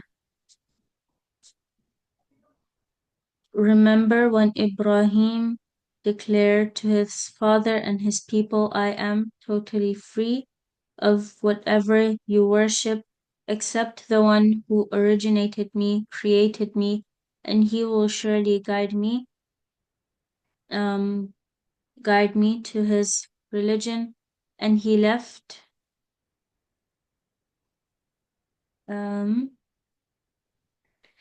meaning the word or the statement of Tawheed that is understood from his statement إنني until فإنه سيهدين كلمة باقية, this enduring declaration among his descendants, so there continues to be from amongst them those who declare the oneness of Allah, so that they may, meaning the people of Mecca, turn back to Allah, or turn back to what they were upon of the religion of Ibrahim, their father. In fact, I had allowed enjoyment for these polytheists and their forefathers, and I did not hasten them with punishment until the truth, meaning the Quran, came to them along with a messenger, making things clear, making the rules of the legislation clear to them, and that is Muhammad sallallahu alaihi wasallam. But when the truth, meaning the Quran, came to them, they said, "This is magic," and we totally reject it. And they exclaimed, "If only this Quran was revealed to a great man from either of them, of the two cities," meaning Al-Walid ibn Mughira in Mecca or Urwa ibn Mas'ud al-Thaqafi in Ta'if. Is it they who distribute your Lord's mercy of prophethood?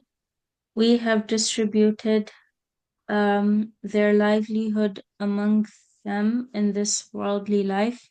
So we made some of them rich and some of them poor, and raised some of them in rank with wealth above others, so that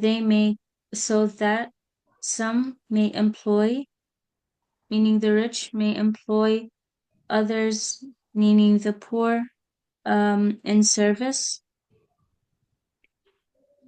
مسخرا في العمل, employ them in work, له بالأجرة, by paying them.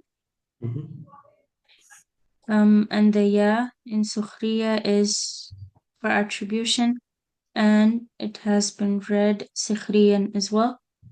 But your Lord's mercy, meaning Jannah, is far better than whatever they accumulate in this worldly life. ولولا أن يكون الناس أمة واحدة على الكفر لجعلنا لمن يكفر بالرحمن لبيوتهم بدل من لمن سقفا بفتح السين وسكون القاف وبضمها جمعا من فضة ومعارج وبضمهما جمعا من فضة ومعارج كالدرج من فضة عليها يظهرون يعلون إلى السطح ولبيوتهم أبوابا من فضة وجعلنا لهم سررا من فضة جمع سرير عليها يتكئون وزخرفا ذهبا المعنى لولا خوف الكفر على المؤمن من إعطاء الكافر ما ذكر لأعطيناه ذلك لقلة خطر الدنيا عندنا وعدم حظه في الآخرة في النعيم وإن مخففة من الثقيلة كل ذلك لما بالتخفيف فما زائدة وبالتشديد بمعنى إلا فإن نافية متاع الحياة الدنيا يتمتع به فيها ثم يزول والآخرة الجنة عند ربك للمتقين.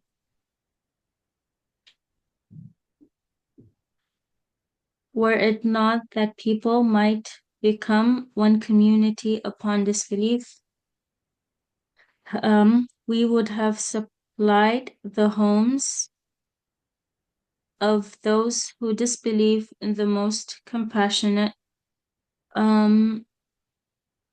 سقفا لبيوتهم. So لبيوتهم is بدل to liman. Can be read بفتح سين سقفا والسقوف or سقفا من فضة,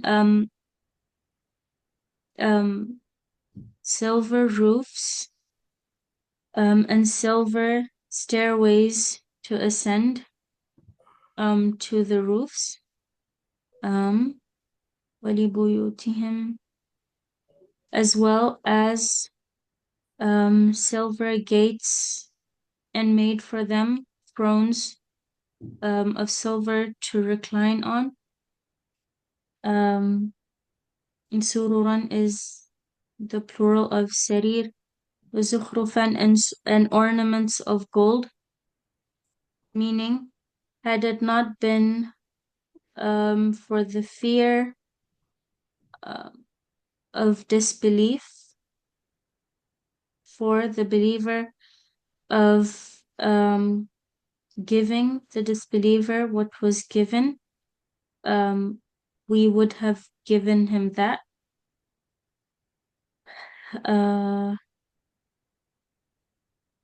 Because of لقلة خطر الدنيا عندنا.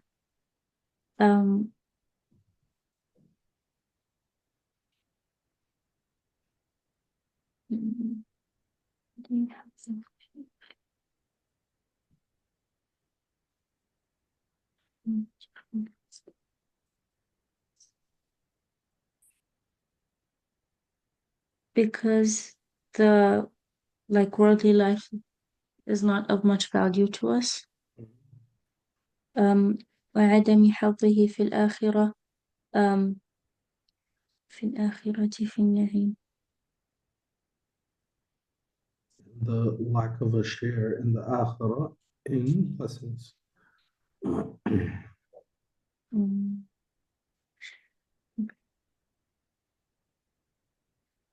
An in is without the shadda. كل ذلك لما متاع الحياة الدنيا. Yet all this is no more than a fleeting enjoyment in this worldly life. بالتخفيف, also without shadda, and the ma is extra, and with a shadda it would have the meaning of illa, and the in would be nafiya.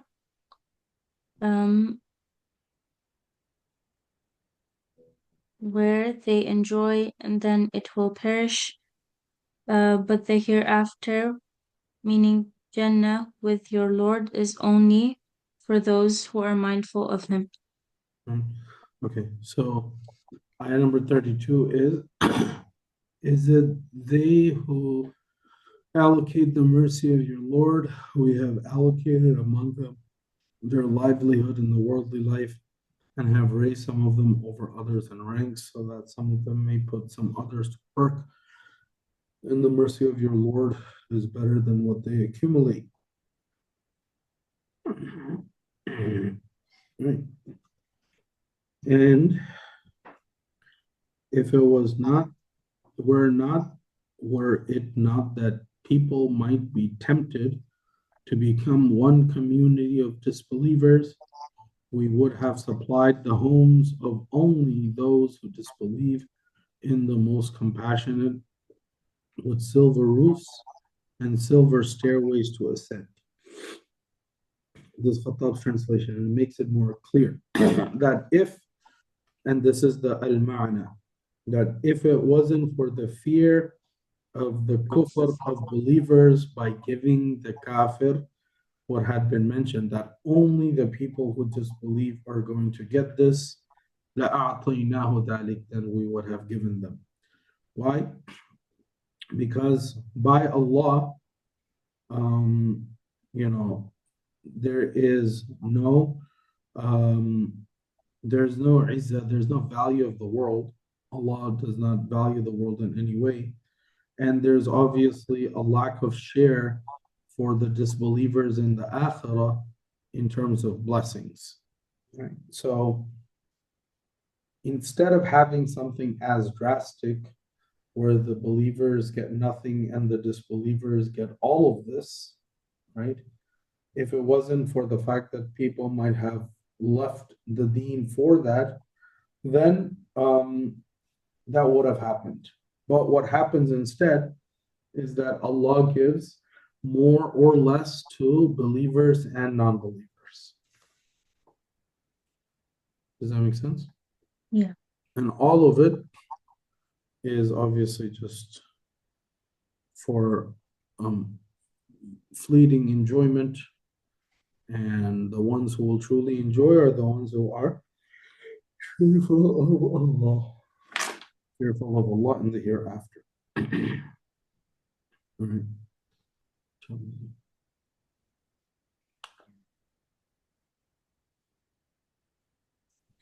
Let's stop here and let's do some of that.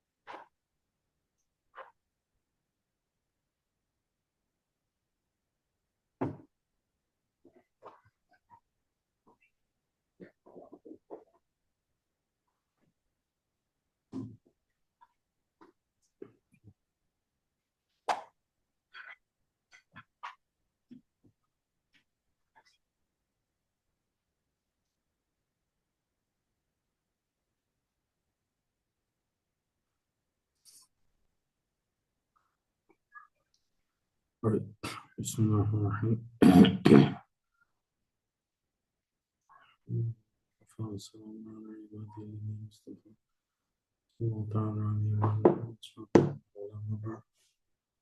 So we are in the chapter of Mansubat, and we finished Hal, we finished the Mafa'il Khamsa, and we finished Hal, and we are continuing from Tamyiz.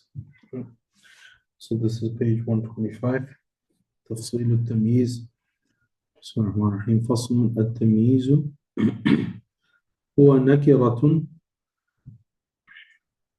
تذكر بعد مقدار من عدد أو كيل أو وزن أو مساحة أو غير ذلك مما فيه إبهام ترفع ذلك الإبهام، نحو عندي 20 درهما، وعندي قفيزان برا، عندي منوان سمنا، عندي جريبان قطنا، وعلى التمرة مثلها زبدا. So tamyiz. Tamyiz is a nakira word. Tamyiz is a nakira word which is mentioned after an amount, miqdar, which is mentioned after an amount, which could be in terms of number or measure or weight or distance or other than that. Mimma fihi ibhamun, in which there is ambiguity, ambiguity, and this tamyiz tarfa'u dhalika al-ibhama, lifts that ambiguity. It clarifies that ambiguity. So عندي 20 dirhaman is an example of adad. I have 20. 20 what? I have 20 dirhams. عندي قفيزان برا. Qafiz is a measure. So I have 2 qafiz. I have 2 qafiz. What are qafiz? I have 2 qafiz of wheat. Burra. So that's measure. عندي منوان ثمنا. I have two manwan, two man. I have two man, which is a weight. So it's like saying I have 2 kilos. 2 kilos of what? Samanan, butter. Rindi jaribani putna. I have 2 jaribs. Jaribs are a distance. Basically, a yard, couple of feet, stuff like that, right? So I have 2 yards or I have 2 jaribs of cotton, putna. وعلى التمرة مثلها زبدا is translated as on the date there is similar cream, right? On the date there is similar cream. So for this example, it's basically measure that you're talking about. But when you say on the date there is similar butter or similar cream, the word zubudan clarifies the mithluha. So if you say, for example, this thing has something equal to it, right? Then the question is, okay, what else is there with this thing? So in this example, with the date, you have cream, which is the same amount.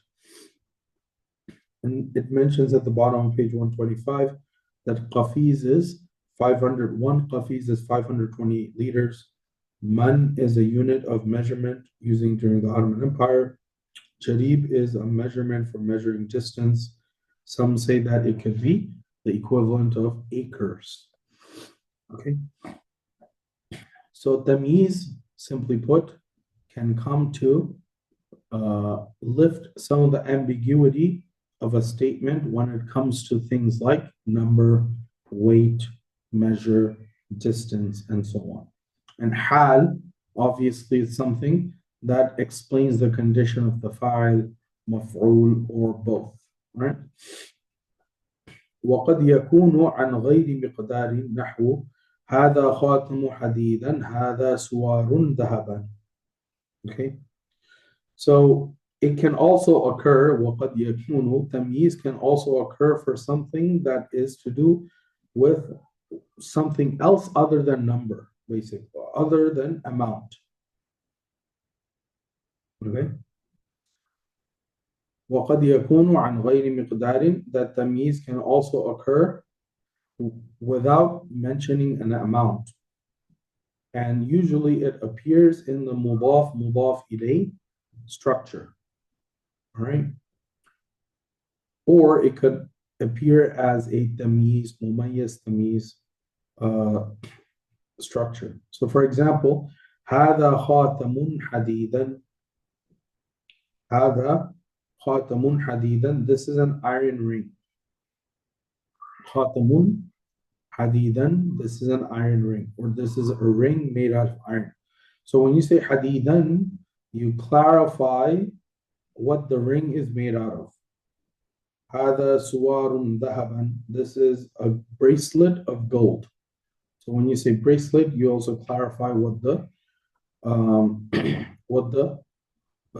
material is. والخفض فيه أكثر. This type of example usually occurs in halatul jar, meaning you would make a mudaf ilayh. So instead of saying هذا خاتم حديدا, you are going to say هذا خاتم حديد, right? So this type of tamyiz structure is not common because you typically have it as the mudaf ilayh. هذا سوار ذهبا could be هذا سوار ذهب. And if you guys remember from last year, Tuhfa, when we were in Majrurat, Mahfudat at the end of the book, we talked about how the mudaf ilayh is basically a type of jar majrur without the jar majrur. Because هذا خاتم حديد is another way of saying هذا خاتم من حديد, right? هذا خاتم من حديد, that this is a ring from iron. So you could have the idafa either with the halatul jar, either with the harf jar or without the harf jar. Right? In which case it would be idafa lafzi, which is jar majrur, or it would be idafa ma'nawi, which is mudaf mudaf ilayh. Right? So when you say hada khatamu hadidin, it's a idafa, but you're basically saying hada khatamun min hadidin. Okay? But again, simply put, the tamyiz does not usually occur here because the idafa is used, right? التمييز للجملة. So tamyiz for a sentence. وقد يقع التمييز بعد الجملة لرفع الإبهام عن نسبتها. So the tamyiz can occur after a sentence because all of the examples that we saw previously, all of these examples are where the tamyiz is occurring after a single word, like ishurun, right? Khatamun, jaribani, manwani. All of these words are occurring, the tamyiz words are occurring after a single word. Can tamyiz occur after an entire sentence? So yes, it can. وَقَدْ يَقَعُ التَّمْيِيزُ بَعْدَ الْجُمْلَةِ, that the tamyiz can occur after the jumla for the lifting of ambiguity عن نسبتها, by its connection. Right? By some connection, there could be some ambiguity, so that ambiguity can be lifted by a tamyiz. For example, طاب زيد نفسا.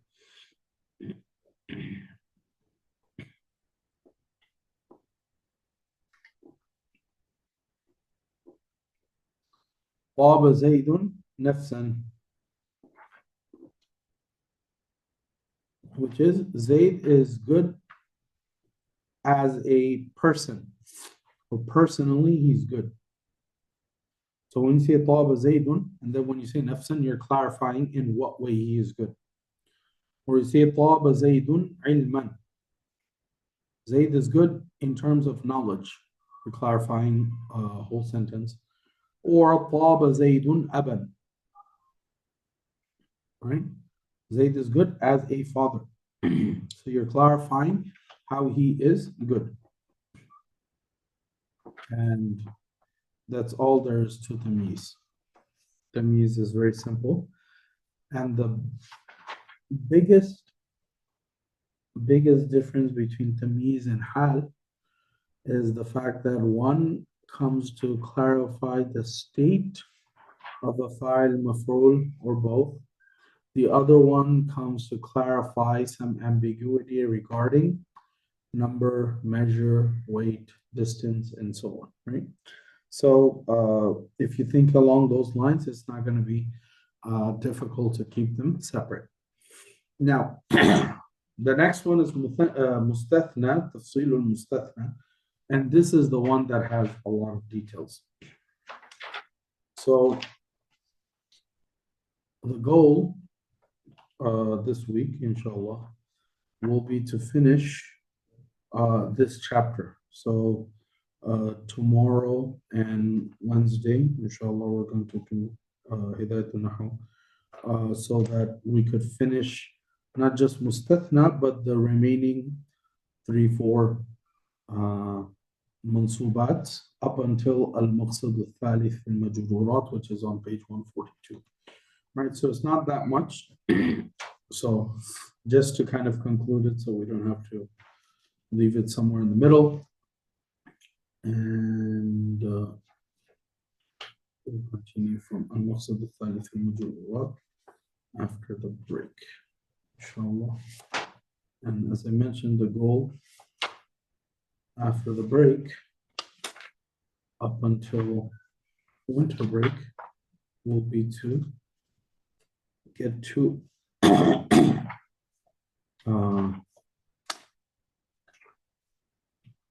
Mabni.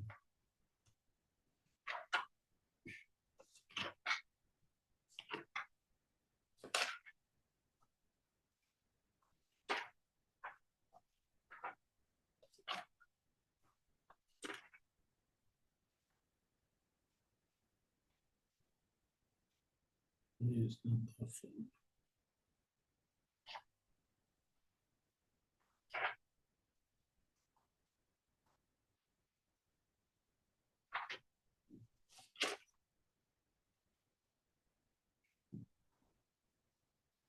الباب الثاني في الاسم المبني, which is page 170. That's also doable from 142 to 170, inshallah. That'll be after Thanksgiving break, till winter break, so that the mu'arabat are all done, and then when we resume after finals in January, it'll be from Ism Mabni, inshallah. And so Tafsil al-Mustathna. So we did Mustathna briefly in Tuhfa last year, but it wasn't in a great amount of detail. This one brings a lot of details, right? Especially in terms of i'rab. And it can get a little tedious, which is why we're gonna take time. We'll take our time with it. تفصيل المستثنى فصل المستثنى وهو لفظ يذكر بعد إلا وأخواتها ليعلم أنه لا ينسب إليه ما نسب إلى ما قبلها. Mustathna is the word which is mentioned after illa and its sisters,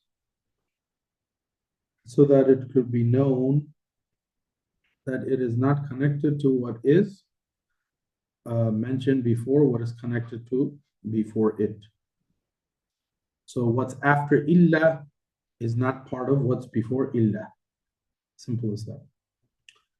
أقسام المستثنى وهو على قسمين متصل and منقطع. متصل and منقطع are the two types of مستثنى.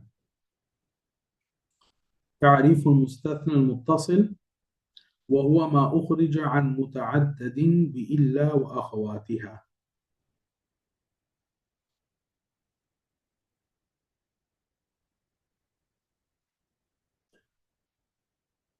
Mustathna muttasil is that which is excluded, is that which is taken out, an muta'addadin, after being linked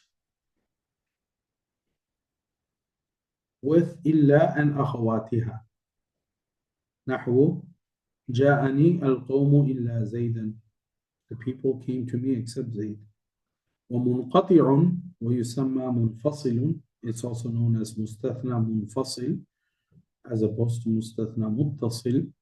وهو المذكور بعد إلا وأخواتها. It is that which is mentioned after إلا وأخواتها غير مخرج, without being included عن متعدده, from its numbers, لعدم دخوله في المستثنى منه, because of it not being included in the mustathna minhu. Example, جاءني القوم إلا حمارا. That the people came to me except the donkey. Okay, so before we look through some of the footnotes, very clearly put, the muttasil, mustathna muttasil, means what's being excluded is part of the group which is mentioned before illa. Part of the group as in part of the same genus perhaps, but it's part of the group and now it's being excluded. Mustathna munqati' means what's being excluded was not part of the genus to begin with of whatever is mentioned before illa. So look at the two examples. The people came to me except Zayd. So Zayd is part of the people. Second one, the people came to me except the donkey. The donkey is not part of the people, right? So if you look at the table on 128, Mustathna muttasil, this is such a mustathna when it was linked before the exclusion to the mustathna minhu. Mustathna munqati', this is such a mustathna when it was not linked, joined, before the exclusion to the mustathna minhu. On the next page, note, some have mentioned that the definition of mustathna munqati' is such a mustathna which is not the same genus as the mustathna minhu. Okay? It's not the same genus.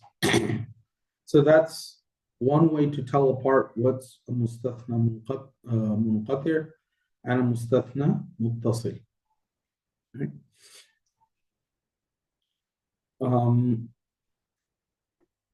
Obviously, just like how you have three parts of the harf atf sentence, right?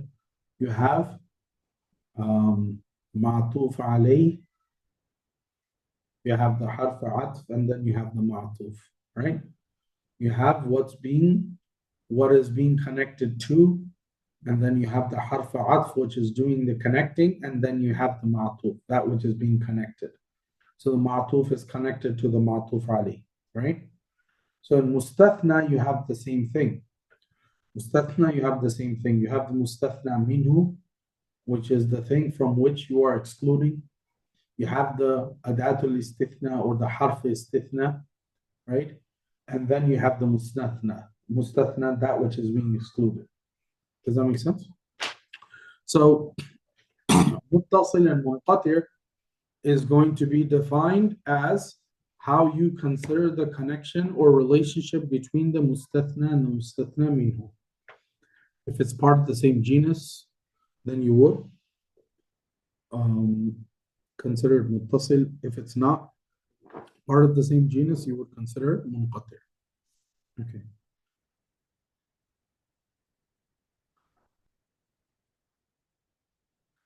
Now, what are the i'rabs of mustathna? Okay. And when we say mustathna, we mean the last word, the word after illa, or the word after the huruf istithna. So the i'rab of that could be of four types. وَاعْلَمْ أَنَّ إِعْرَابَ الْمُسْتَثْنَى عَلَى أَرْبَعَةِ أَقْسَامٍ. I'rab could be of four types. القسم الأول لإعراب المستثنى. The first category, the first i'rab of the mustathna, because we are talking about mustathna in the context of mansubat, that means the mustathna is going to be mansub, right?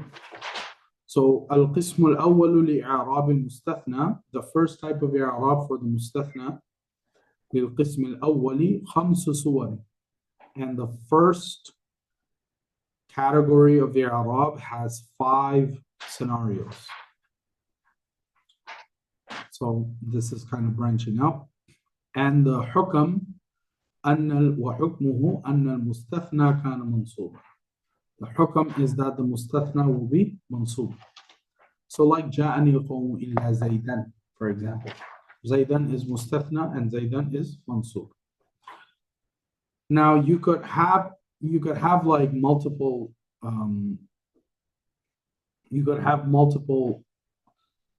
scenarios by which this i'rab occurs. فإن كان متصلا وقع بعد إلا في كلام موجب. Okay. If it's mustathna muttasil, and it occurs in a kalam mujab, and it occurs in a what we would call a positive sentence. So if you look at the second table on page 130, it gives you the definitions of mujab and ghayr mujab. Mujab means when the sentence does not include anything of nafi, nahi, or istifham. That's what we would call a positive sentence, a mujab sentence. And ghayr mujab means when there is something of nafi, nahi, or istifham, then you would call that a negative sentence. Does that make sense? So you have different things affecting the i'rab, and you have different ways where the istithna can occur. Okay. Another two are going to come up. Another two subcategories are going to come up on page 132, which is where the mustathna minhu is not mentioned, or the mustathna minhu is mentioned, right? So you have a lot of these variations. So you have two variations, and all of them are based on the connection between the mustathna minhu and the mustathna. Muttasil munqati' means The mustathna is either part of the mustathna minhu or it's not part of the mustathna minhu. And this is even before the istithna. Number two, the one we just did, mujab, ghayr mujab, that the sentence could be either positive or negative, meaning there could be nafi, nahi, or istifham, or no nafi, nahi, or istifham. All right. Number three, this is going to come up later, but I'm just saying it now, is that your mustathna minhu, what you are excluding something from, you can either choose to mention it or not. Are you guys following? You can either choose to mention it or not. So this is going to come up. We haven't come across it. So when your mustathna minhu is mentioned versus when your mustathna minhu is not mentioned, that could also affect the i'rab. So multiple ways. So here, our rule is the mustathna is going to be in halatul nasab, but it could be in halatul nasab for more than one reason. Number one, it is muttasil and it's occurring after illa in a kalam mujab sentence, in a positive sentence. Example, ja'ani al-qawmu illa zaydan. Ja'ani al-qawmu illa zaydan. So there's no nafi, nahi, or istifham here. And Zayd is part of qawm, so it's muttasil. Scenario number two, aw munqati'an kama marra. It occurs as a mustathna munqati' in a kalam mujab sentence. Example, ja'ani al-qawmu illa himara. Himar is not part of the qawm, therefore it's munqati', but there is no nafi, nahi, or istifham in the sentence, therefore we call this a positive sentence. Correct? Okay. أو متصلا, or it is a mustathna muttasil sentence. However, مقدما على المستثنى منه. It is mentioned before the mustathna minhu. What would that look like? ما جاءني إلا زيدا أحد. No one came to me but Zayd. Anyone. So the word Zaydan is your mustathna, which is why it's in halatul nasab. But what is it being excluded from? Ahadun. But the mustathna minhu is being mentioned after the mustathna.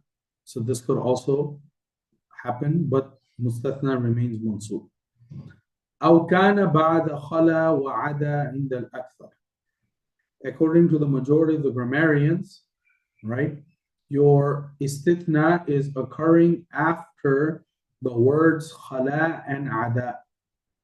According to most grammarians, your istithna is occurring after ada and khala.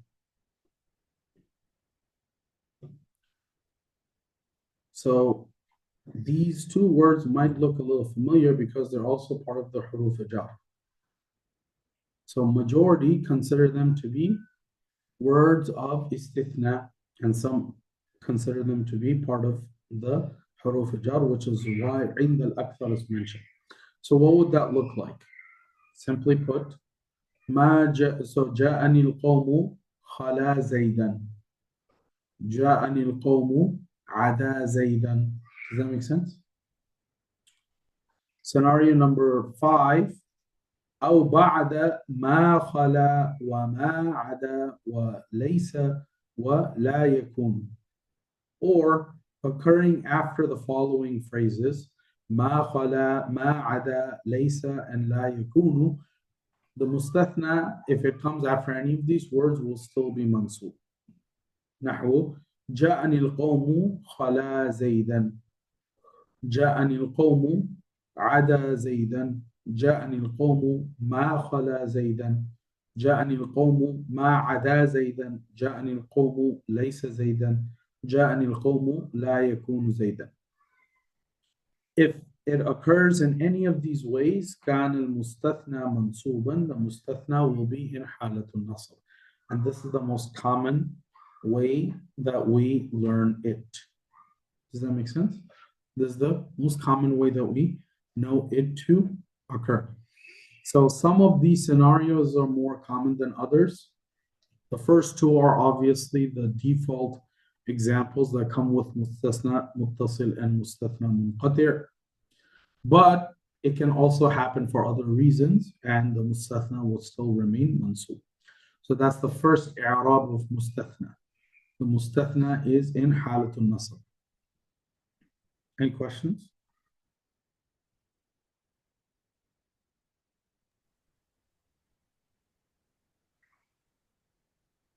So the ma doesn't affect the i'rab, it just Yeah, the ma doesn't affect the i'rab.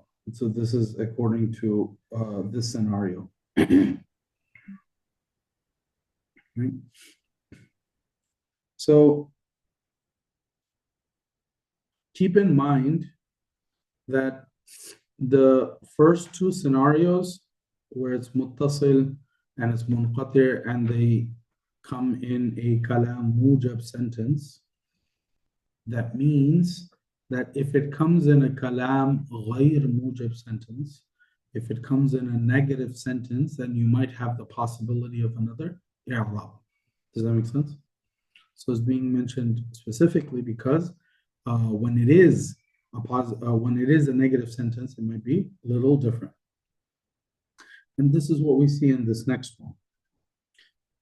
القسم الثاني لإعراب المستثنى. The second إعراب of مستثنى is وإن كان المستثنى بعد إلا في كلام غير موجب. If the mustathna occurs after illa in a negative sentence, in a kalam غير موجب. Okay. In a kalam غير موجب.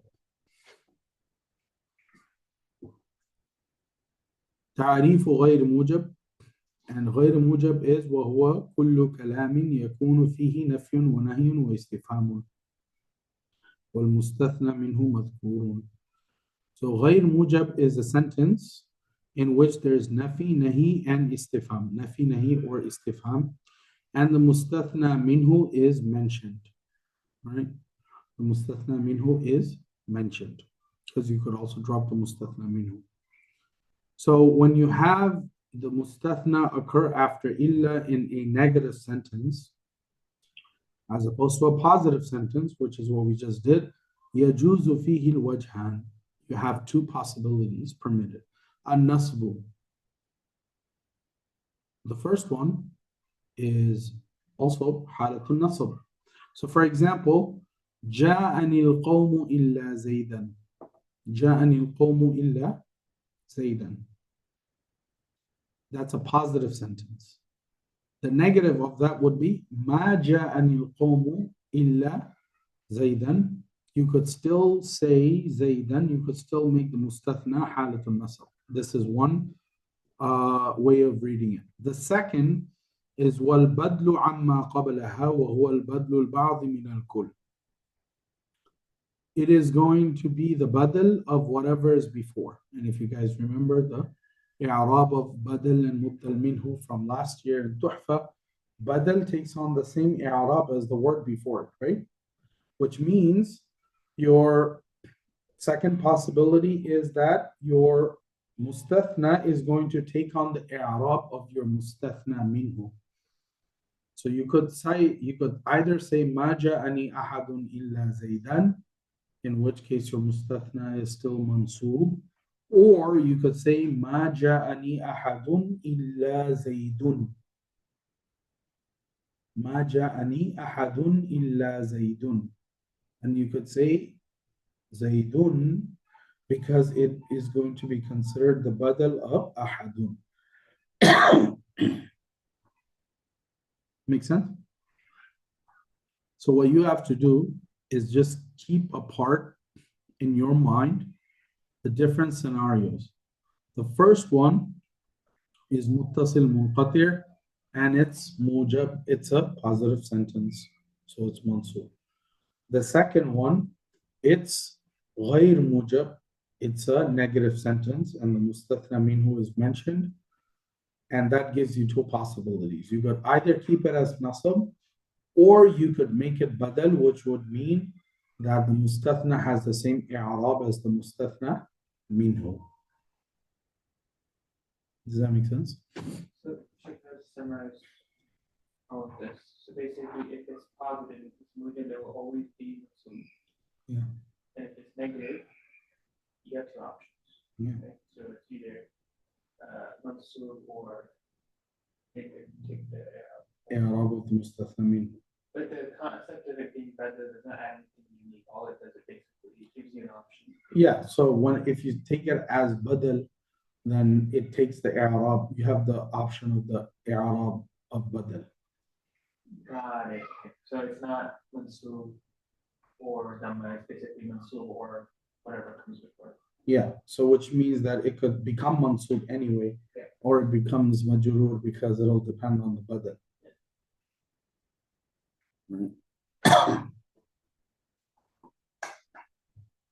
But for ease, when you're reading, then it's just easier to basically keep everything. Yeah, I mean, So again, there's- if nasab is an option, then you keep it as nasab. And it could also just change because other things are taken into consideration. So there's two situations that still keep tripping me up. So with Mustathna, are we saying, maybe we'll get to this later. Is it possible to read Mustathna in every single situation as Mansub or? No. No, We so haven't covered mustathna is not always mansub. That's the point, right? It's part of the mansubat, right? Of the four scenarios, of the four i'rab categories we're looking at for mustathna, the first one is only nasab. Yeah. The second one has an option of nasab. The third one is what it's called according to the amil, which means the amil could require it to be nasab as well. The last one is halatul jar. That means the mustathna is majrur, which means a good number of the possibilities of mustathna gives it a nasab. However, other i'rabs are also a possibility as well. So the other question is basically what Layla usually changes, whether it's Layla or Laylu, etc. That's coming up because Then we covered it in the book as well. yeah. But that I think every time I ask, usually is in relation to that. Question?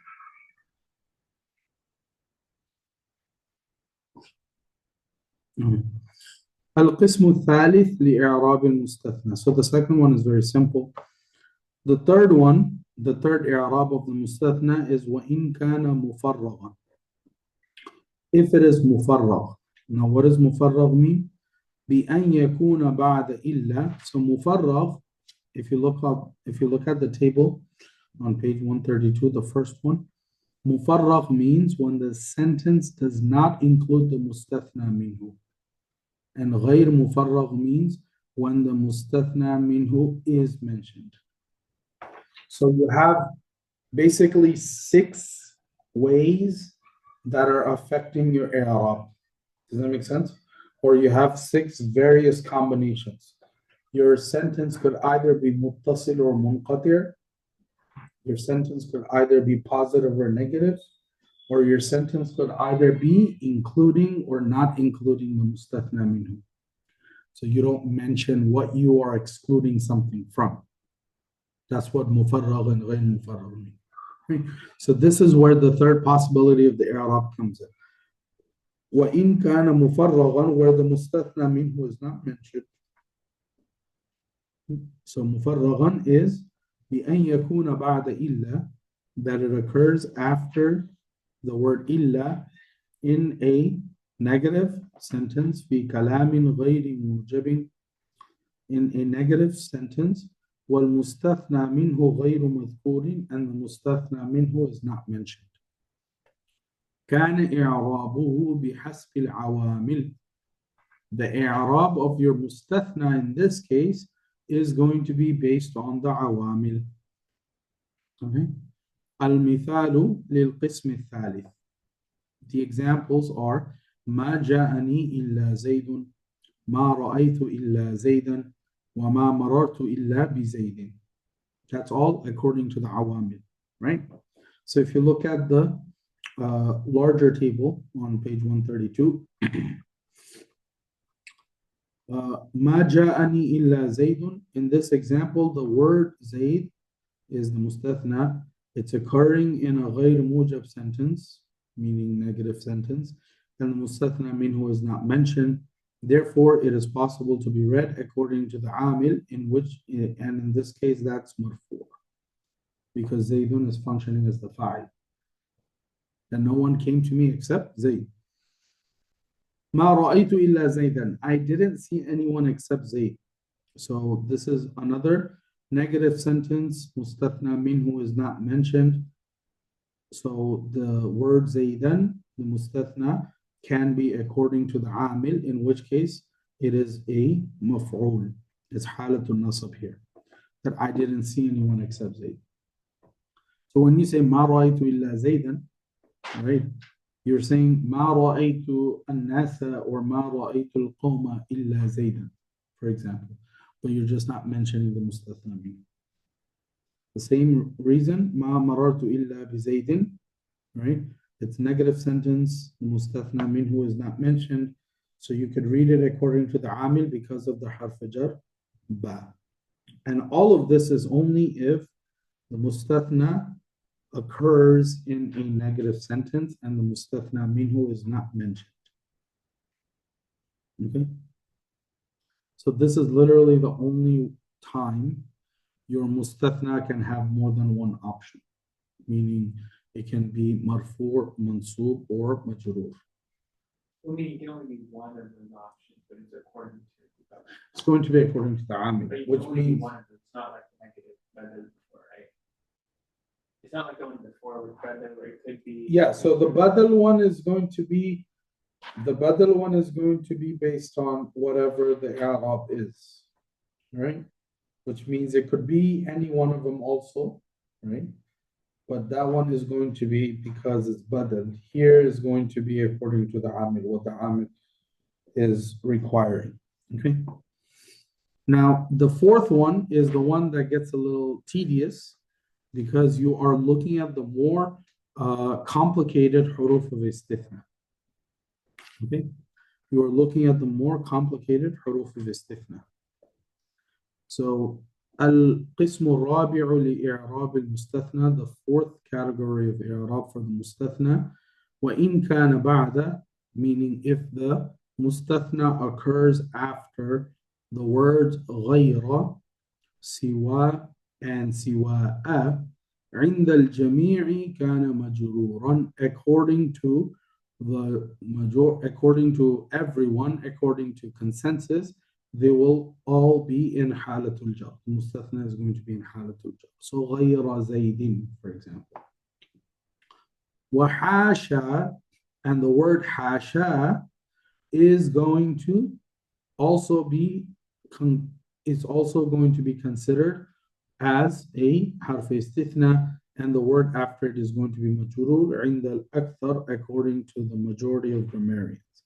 Some grammarians don't agree, but others say that, majority do say that if the mustathna comes after hasha, then it will also be considered a harf al-istithna, and the mustathna will be majrur. So كان مجرورا. المثال للقسم الرابع, examples: جاءني القوم غير زيد، جاءني القوم سوى زيد، جاءني القوم سواء زيد، جاءني القوم حاشا زيد. Make sense? Okay. So a sub discussion of this is غير, the word غير. Is it غيرا? Is it غيرو? Is it غيري? How do you know which one to read when? So this one is a little complicated because it's going to depend on other stuff. Okay? So وَاعْلَمْ أَنَّ إِعْرَابَ غَيْرِ كَإِعْرَابِ الْمُسْتَثْنَى بِإِلَّا. The i'rab of غير is like the i'rab of mustathna that comes after the word illa. Right?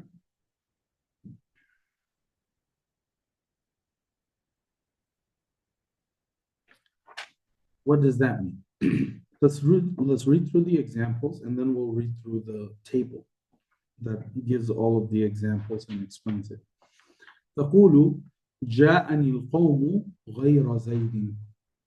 So كان منصوبا, the word غير will be منصوب لأن المستثنى متصل, because the مستثنى is متصل and it is in a كلام موجب, it is a positive sentence.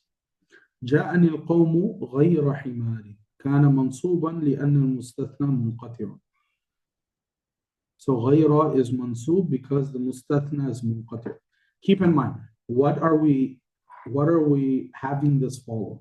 We are having it follow the i'rab of illa, which was the first one that we came across, that it was halatun nasab, right? So the next one, ما جاءني غير زيد القوم. غير is منصوب, كان منصوبا لأن المستثنى متصلا, because it is مستثنى متصل and it came before the مستثنى منه. So for the prior and second example, Sheikh, like Let's read through the next two first. ما جاءني أحد غير زيد, كان منصوبا, غير is منصوب, أو بدلا عما قبلها, or it could be بدل of what is before it, because the مستثنى لأن المستثنى في كلام غير موجب وغير مفرغ, because it is in a negative statement and the مستثنى منه is mentioned. And last example, ما جاءني أحد غير زيد. ما جاءني أحد غير زيد. The word غير is مرفوع because it is following the i'rab of أحد. It is the badal of أحد. So that منصوبا is a typo. كان مرفوعا because it's badal. It's badal of what is before it, meaning غير is مرفوع because it is following the i'rab of أحد, and because the mustathna is in a negative sentence and the mustathna minhu is mentioned. So the first three examples are the first category of i'rab of mustathna. Are you guys following? Because we just did 4 categories of i'rab for the mustathna. Halatun nasab. The second one was halatun nasab or badal. The third one was according to the awamil.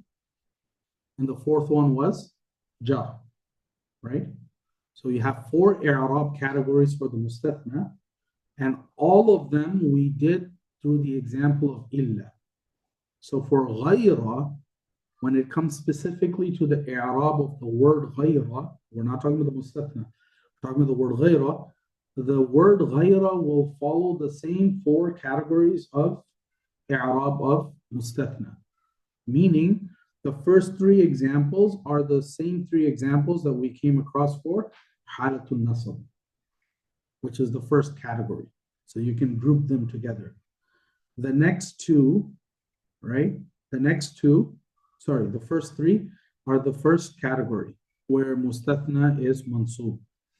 The second 2 examples, 4 and 5, these 2 can be grouped together, and these are from the second category where you have the option of either making it badal or keeping it as halatun nasab, which is why the examples, if you look at it, ما جاءني أحد غير زيد and ما جاءني أحد غير زيد, because you have both options. You can keep it as nasab, or you could have it be badal of the word before it, which means the next 3 examples are what? The next 3 examples are for hasbi awami, which is the third category of i'rab. ما جاءني غير زيد كان بحسب العوامل لأن المستثنى مفرغ. The mustathna minhu is not mentioned here. And غير زيد is غير زيد because it is in the place of rafa, right? That's what the amil demands. ما جاءني غير زيد. No one came to me except Zayd. The next one, it's in the state of nasab. It's with a fatha because it is in the maf'ul bihi. ما رأيت غير زيد. I didn't see anyone except Zayd. This is also according to the awamil because the mustathna minhu is not mentioned. The last one, ما مررت بغير زيد.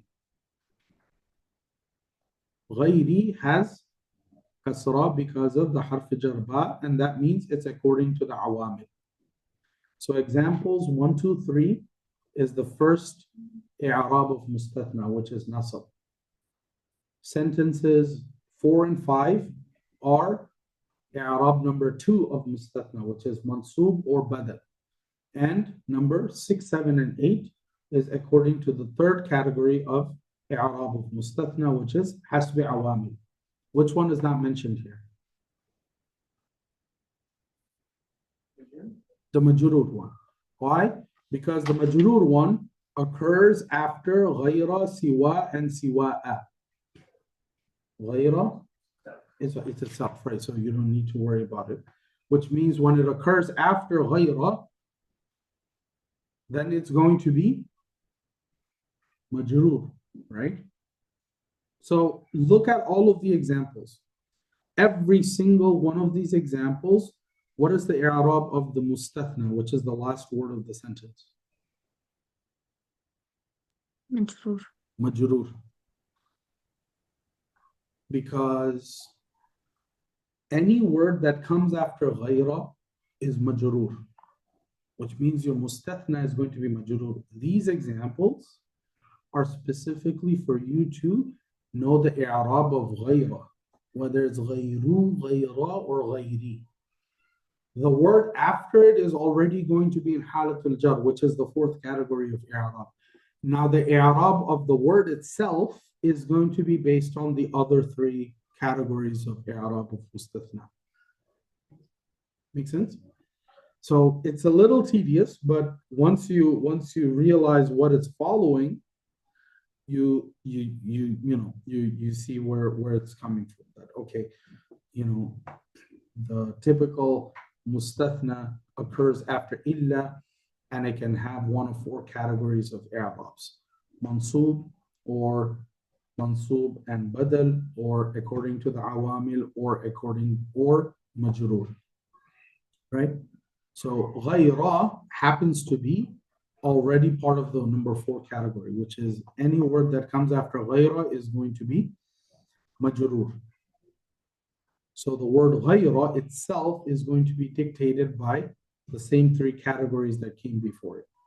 So you could either have it as mansub, or you could have it be badal, or you could have it according to the awamil.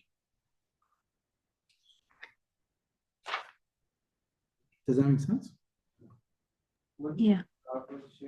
So the same as before, and the mustathna comes earlier, I think. Well, yeah, so when the mustathna comes before, when the mustathna minhu comes after the mustathna, it's mansub. Because the example was? Yeah, so I'm talking about the last word. So let's say, al-qawmu. So al-qawmu is the mustathna minhu. Zaydin is the mustathna, which is majrur because of ghayr. So that example is the mustathna minhu, which is supposed to come before the mustathna, comes after the mustathna minhu, which means the i'rab of it would still be the same because the mustathna minhu has its own i'rab. Because ma ja'ani ghayra zaydin al-qawmu is you saying ma ja'ani al-qawmu ghayra zaydin. So if you were to switch it, al-qawmu would have dhamma. So it retains that dhamma even if you're switching places. Its status is the fa'il. Right, exactly. Its functioning is the fa'il. The only difference here is that the mustathna minhu is occurring after the mustathna. Right? Okay. We'll just finish off this last section. Right? Al-farqu bayna illa wa ghayr. So if we have this difference, because harf istithna, the one that's the most recognized is illa, and then you have ghayr. What's the difference between the two? Right? الفرق بين إلا وغير. وَاعْلَمْ أَنَّ لَفْظَةَ غَيْرَ موضوعة للصفة وقد تستعمل للاستثناء. That غير as a word was originally for صفة. موضوعة means to be placed. So it was originally coined, was originally used for صفة, but it is used for istithna as well. وقد تستعمل للاستثناء, it is used for istithna as well. كما أن لفظة, just like how the word إلا موضوعة للاستثناء was originally coined for istithna, however تستعمل للصفة, it is also used for صفة. Okay. كما في قوله تعالى, some examples. لو كان فيهما آلهة إلا الله لفسدتا.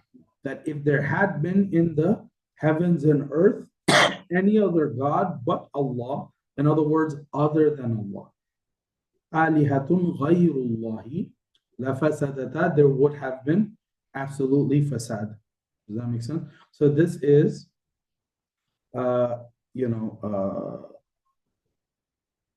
this is illa occurring in the meaning of sifa. Sorry, this is غير occurring in the meaning of istithna, أي غير الله. وكذلك قولك, and when you say لا إله إلا الله, you're saying لا إله غير الله. So in لا إله إلا الله, so the examples are explained in the table at the bottom. لا إله إلا الله, in this example, the word إلا is occurring in the meaning of sifa because there's no amil for the istithna before. There's no amil for the istithna before. So the sentence is actually لا إله غير الله. Like just in from the perspective of Nahu. All right? جاءني القوم غير أصحابك, or لو كان فيهما آلهة إلا الله لفسدتا. In this example, the word غير is occurring in the meaning of istithna because it has a fatha on it. If it was in the meaning of sifa, then it would have had a dhamma on it because it would have been following al-qawmu. The sentence is actually جاءني القوم إلا أصحابك. Just, I guess, on the side note, it's being mentioned here. Right? That's kind of the slight difference between the two. Some more explanation is given in the footnotes here. So the last three, 1, 2, 3.